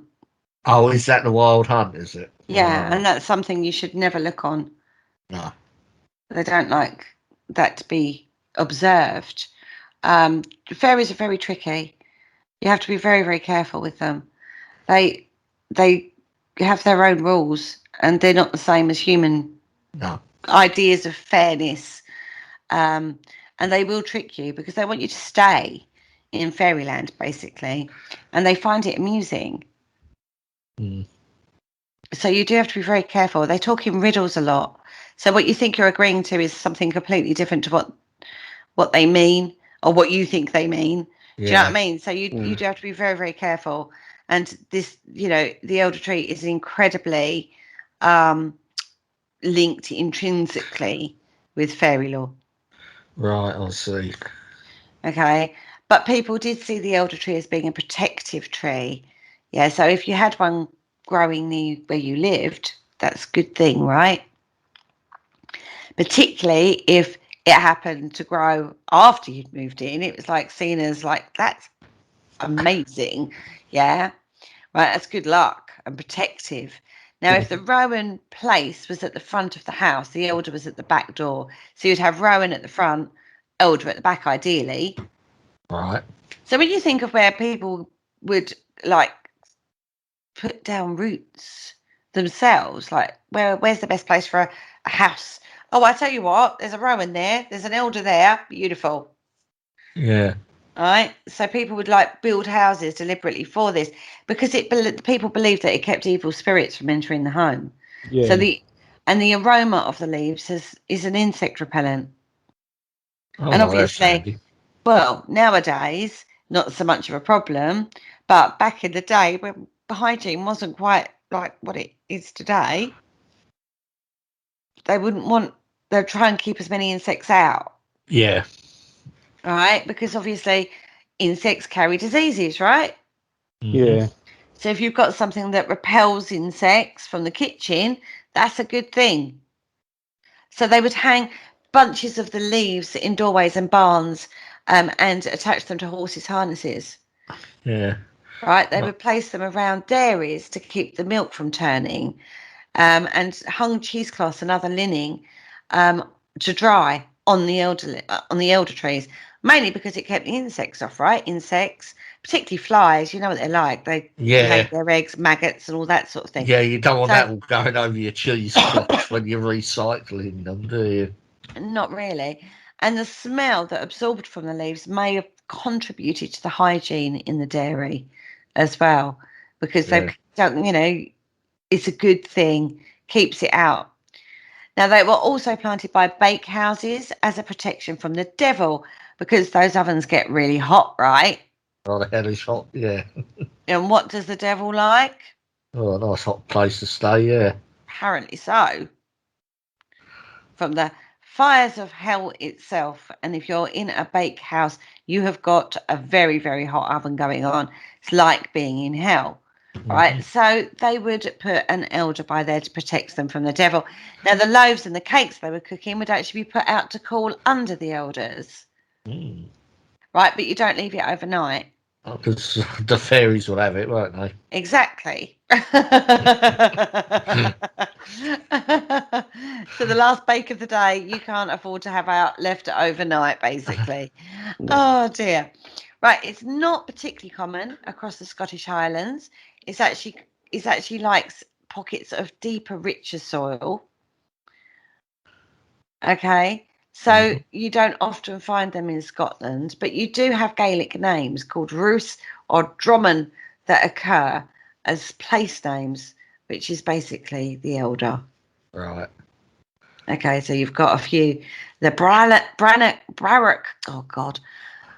Barrack and Dramain on Mull refers to an elder tree.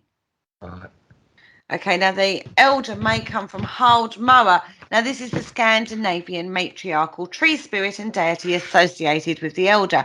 Now, her spirit was said to be the basis of the protective qualities of Mother Elder. Right, so they call it Mother Elder because of this deity that was supposed to have come in that Scandinavian folklore. Mother Elder, okay. And its name also may have come from the Anglo-Saxon els. Now, that's to do with the core, where we used to, the pithy core. The pithy core, yeah. Which provided a source of tinder or used as bellows. That's what the branches were used as bellows, because they could core them out and, air would go through and bellow away in smithies. Yeah, in forges and places like that. Yeah. That's it. It's not very good as fuel.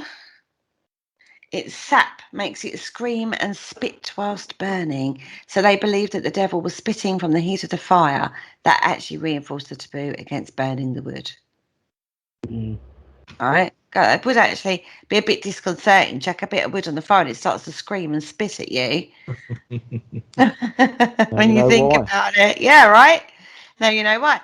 Now, dear, the elder has negative Christian legends associated with it, right?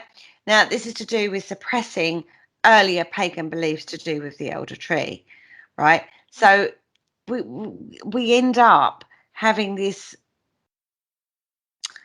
again, the twisted mythology because Christianity overlays onto it. It comes on top of it, yeah. Yeah, so the elder tree ends up becoming cursed, and it says the legend has it that it was the tree from which Judas Iscariot hung himself. Yeah, so they put that sort of dark sort of overtone on it, don't they? Yeah, to get people away from the pagan beliefs of the elder tree and the protective qualities of the tree and all of those other things we've talked about.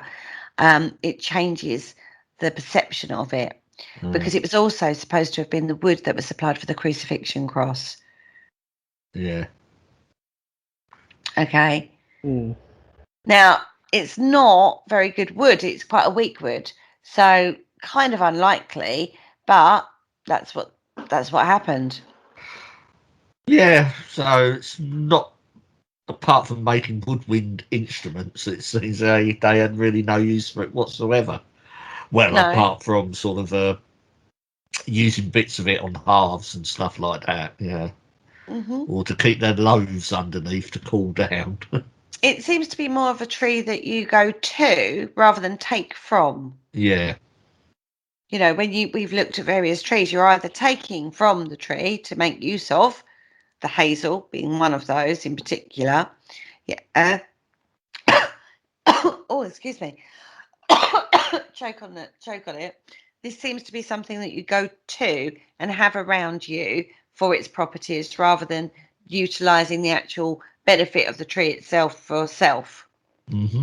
Okay, but it does actually have a lot of medicinal uses, which could be another reason why the church was against it, because it, this healing, natural healing kind of thing.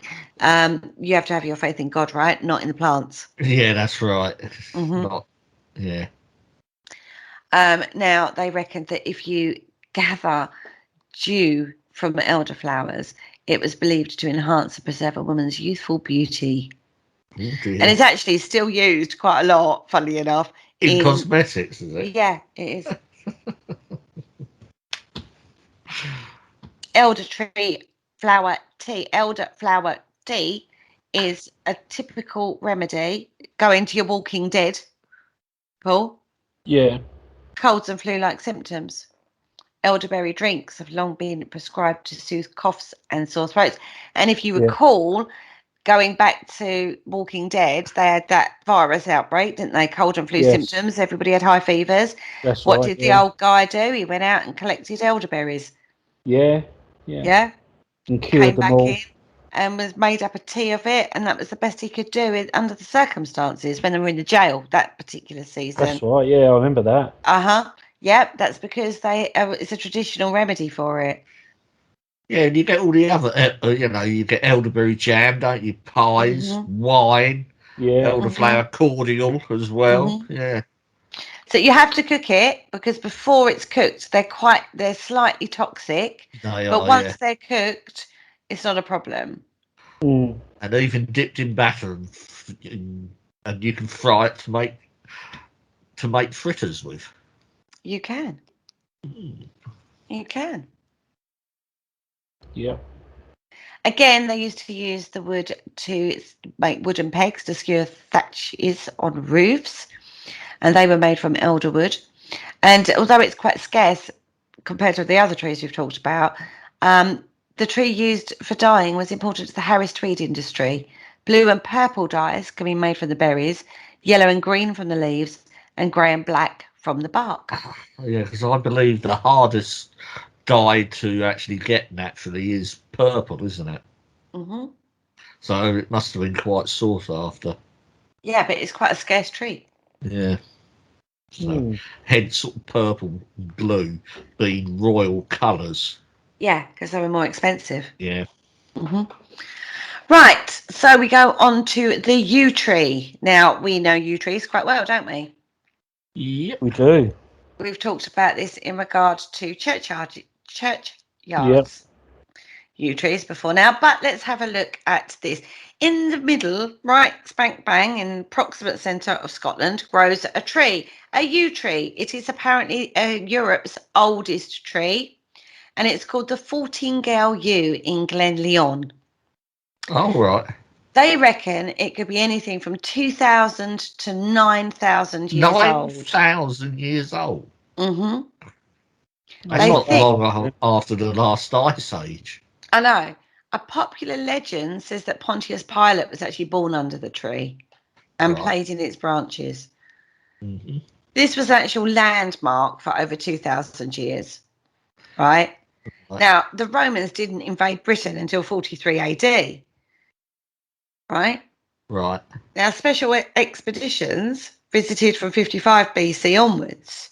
Yeah, so they did have a sort of presence. They would come and go. Yeah, So there are interpretations suggesting that Pilate's father was actually on a diplomatic mission to one of the kings, the Pictish kings, and news reached him at Fortingall of the birth of his son, rather than he was actually born there, or that his wife was with him as she actually did give birth at Fortingall. Yeah. All right. Okay. Because I know there is a link with Pontius Pilate and Scotland, so that must sort of come from there. That's what it is. So we get longevity linked to the yew tree, and this is why it becomes sacred, right? Because of the longevity, and it is another one of our native trees, and it's very sacred to the Druids, again, very, pagan and whatnot, pre-Christian times. Now, that's regeneration and longevity. That's what we link the yew tree with. So old branches of yew trees can root and form new trunks when they touch the ground. So a yew tree will bend over, its trunk hits the ground, it will grow a new tree, right? Yeah. So basically, the yew tree is the Doctor Who of the tree world. Mm-hmm. Cool.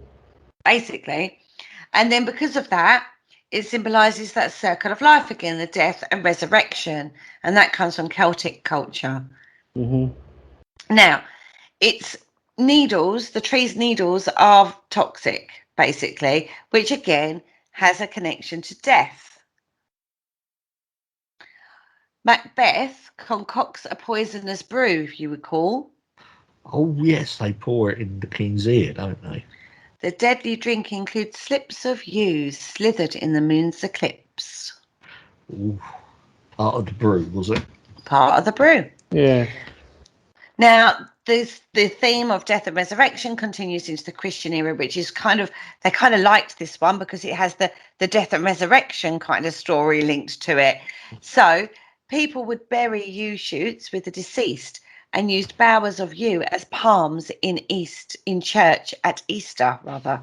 Oh, right, yeah, Palm Sunday, don't you? Which is before Easter, and they used to go through the towns and villages, and they must have used yew in Europe as opposed to they would have used palms in the Middle East.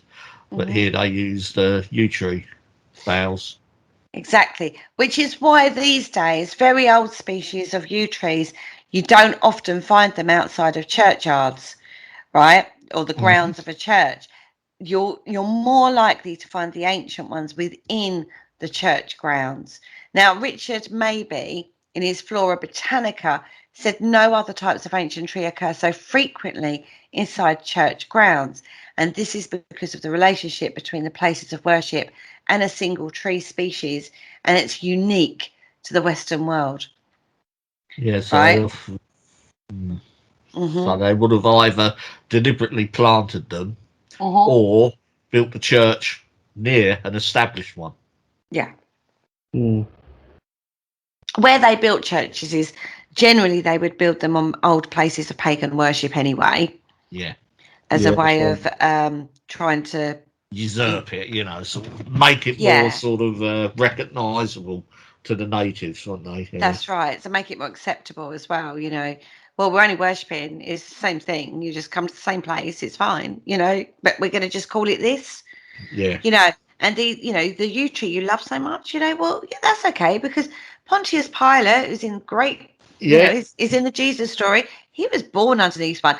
And actually, if we use the leaves in that, we can symbolize that as the Palm Sunday at church at Easter and stuff like that. Now, oh my goodness me, absolutely fantastic. In times of war, I will know this one. In times of war, and this is not just like the world wars, this is like any old war that used to go on. The young men used to gather under the yew tree before they marched off. Yeah, it would have been sort of like a main focal point in any village, town, or whatever. Yeah. Okay, now think about the bleeding yews of Nervan in Pembrokeshire. There's a famous tree that it looks like it's bleeding. Right. And again, that's linked to Christ's blood. I know, right? All these things come through. Now, It is toxic, as we said before, but it does have some practical use to humans. Now, the homeopathic tincture is made from the young shoots, and the berry flesh has been used by herbalists to treat a variety of ailments such as cystitis, headaches, and neuralgia. But they have actually discovered recently that the extracts of yew have actually anti-cancer properties. I do not suggest anybody go and make any form of tincture from this tree, though it's themselves, because it is toxic. You have to know what you're doing with this one. Yeah. Disclaimer, in case anybody gets an idea on that one. Yeah, don't do Right. it. No, don't do it. No. Right, so it is a very hard, close-grained wood. Great for furniture making. In fact, the yew wood is the best known material from which medieval English longbows were made. Oh, the good old longbow, yeah, it's got to be a yew bow. They did make them out of other sort of like woods, but the yew bow, I mean, well, we dominated the European battlefields during the 100 Years' War was because of our archers and the yew. Very much so. And the Scots used to use longbows too. Robert the Bruce ordered bows to be made from the sacred yews at Ardchetton Priory in Argyll, and that actually was great in the battle at Bannockburn. Bannockburn. Yeah, an interesting story about the yew bows. Before the discovery of the Mary Rose, there was only one medieval yew bow that still existed. It was in a castle somewhere. But after they discovered the Mary Rose and raised it, they've got crates of them. And they've dried them out, and some of them can actually still be fired today. They still hold their integrity they had from when they were first made. And these bows are over 500 years old. Wow. Interesting. Yeah. Have you ever done archery, like with a bow? I've done a little bit, yeah. I've drawn that. I've actually drawn a yew bow, but that was like a £30 draw weight, and I had difficulty actually drawing that. I mean, but I'm quite good at it. Are you? Yeah, I can pull to always the punch left. the arrows. Always. I have a distinct pull to the left, but I am accurate on my pull to the left on every shot. I will always pull to the left. So even when I try and sort of correct that on my next shot, it will go to the left. Yeah, weird. you bloke said it was weird. compensate. Yeah, you compensate accordingly. Yeah, sort of bow. But they're hard, aren't they? You have to have some strength to pull a long bow. Well, yeah, Yeah. I mean, they do. You know, they do come in various draw weights, and the ones they brought up for the Mary Rose, that they are scratching their heads because of the draw weights of them are up to sort of like £100. And they've sort of like looked at some of the skeletons and and they can tell who the bowmen were because their shoulders are actually deformed. Oh, really? Yeah, and they had it, and extra cartilage and stuff used to grow around them because the use of a bow, you can't train someone to use a long bow in an afternoon, and it was a lifetime skill. This goes back to when, you know, it was the only thing you were allowed to practice on a Sunday. Oh, okay. The king, yeah, and so after church, the whole village or the town used to go to the butts, which were usually outside a pub or a tavern, and practice their archery. And it was law for the pub to actually provide food for the people that come and practice the bow. And even to this day, and what do you do on Sundays in pubs? Drink. No, you put food out on the bar, don't you? Yeah. And that's where that's where that tradition comes from. Wow. Yeah, we used to put all sorts of things out when I used to be a barmaid, like roast potatoes and all sorts of things we used to put out. That's actually a very old tradition, that is. Oh, wow, I didn't know that. All to do with feeding the bowmen that used to come and do their practicing. Unbelievable. So where would they use longbows before they was used as a weapon? Well, hunting. It was a hunting tool, was it? Yeah, it's a hunting. It was versatile. It was hunting. Yeah, and it made the excellent weapon as well. Wow. Do we know what? I mean, I know they were used in the 100-Year War, but were they used before that in a war? Yeah, they were known about. I mean, the Welsh used them as well. I mean, Welsh bowmen were very high up. I mean, you sort of like during the 100 Years' War, there's sort of levies from the king, and he sort of particularly wants Welsh archers because they were meant to be the best. But yeah, they would have been used before the 100 Years' War. But you know, it was just like the height of the longbow was throughout the 100 Years' War, Okay. and it wasn't really surpassed by as a weapon until the invention of the breech-loading rifle in the early 18th century. Amazing. There you go. That's amazing. So as you can see, the yew tree has actually a huge, relevance to it. So it's just a fascinating piece of history for the Yeah. yew tree. Now, the Gaelic name is EU pear or yeah, right. And you can often tell place names for the past distribution of tree species. So, like, Yeah. we've talked about ash, elder, alder, apple. Do you know what I mean? Oak. When you think about it, you can generally tell place names regarding. Place names, I mean, and a lot of these will be incorporated into pub names as well. You have the Yeah. Royal Oak, don't you? We've got a pub close to me, the Cherry Tree. I know the cherry's not actually, but you know, there's sort of tree names everywhere if you look. Yeah, and this becomes so important when you think about it in so many different ways. We talked about many properties of different trees, that the 9 trees of witchcraft, and these are the whys. Now, it also with this yew tree, these can refer to the juniper. Now, juniper in itself is a huge tree, which is sometimes known as mountain dew.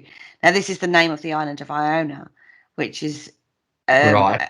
derived from Ioia, which is the Pictish Scottish word for you. Mm.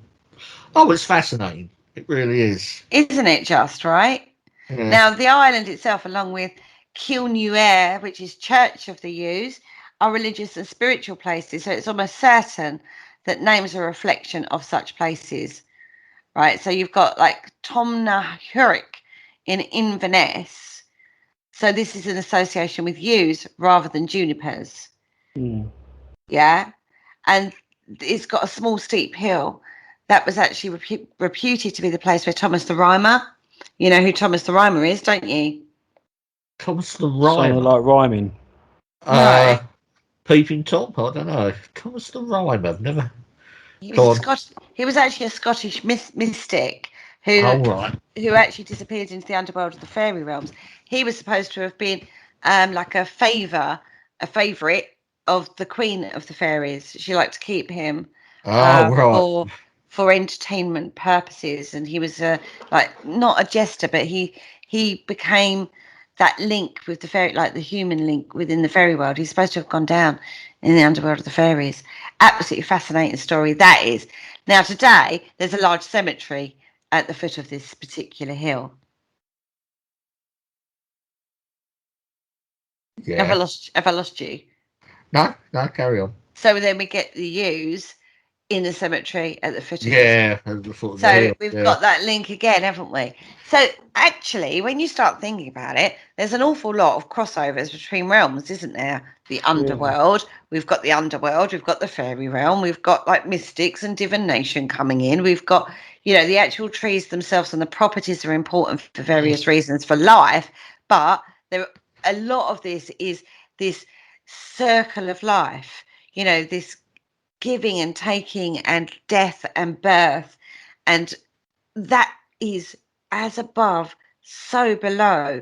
That is the mythology, that is the whole essence of the tree of life. It gives, it takes, it born, it's resurrected, it dies, it resurrects. It's just fascinating when you start looking at all the different trees and the meanings of the different trees and stuff like that, and how the symbology is so integral in mythology and folklore, and how that has transpired into daily life for people, the nourishment it gives, the fertility it gives, the life-saving qualities through the winter months, of the storing of nuts and berries and leaves and fruits that trees give. And you can start to understand why the tree becomes so important, so important. And it's so important in general for the environment. Yeah. Well, yeah, you can't really sort of dispute that, can you? I mean, you can't dispute that just on a basic level. Not even looking at the folklore of it, you just got to look at it for the, they recognise these qualities of the tree. Now, in woods in general, they're made up of multiple different types of trees generally, aren't they? These days, yeah. Okay. What they reckon is that it's a symbiotic relationship between all of these different types of fauna that is in the tree, and it has like its own living consciousness. Right. That we can't understand because we're not trees, obviously, or plants. What the forest as a whole, the wood as a whole, will be one. Yes, I can. One living organism. Yeah, because you think one tree, its roots would sort of spread out, and they'll become intertwined with the roots next to it, and so on and so forth. So we've got an interconnectedness, that reliance on each other, that understanding that we are all connected, and trees are very integral in that. And they have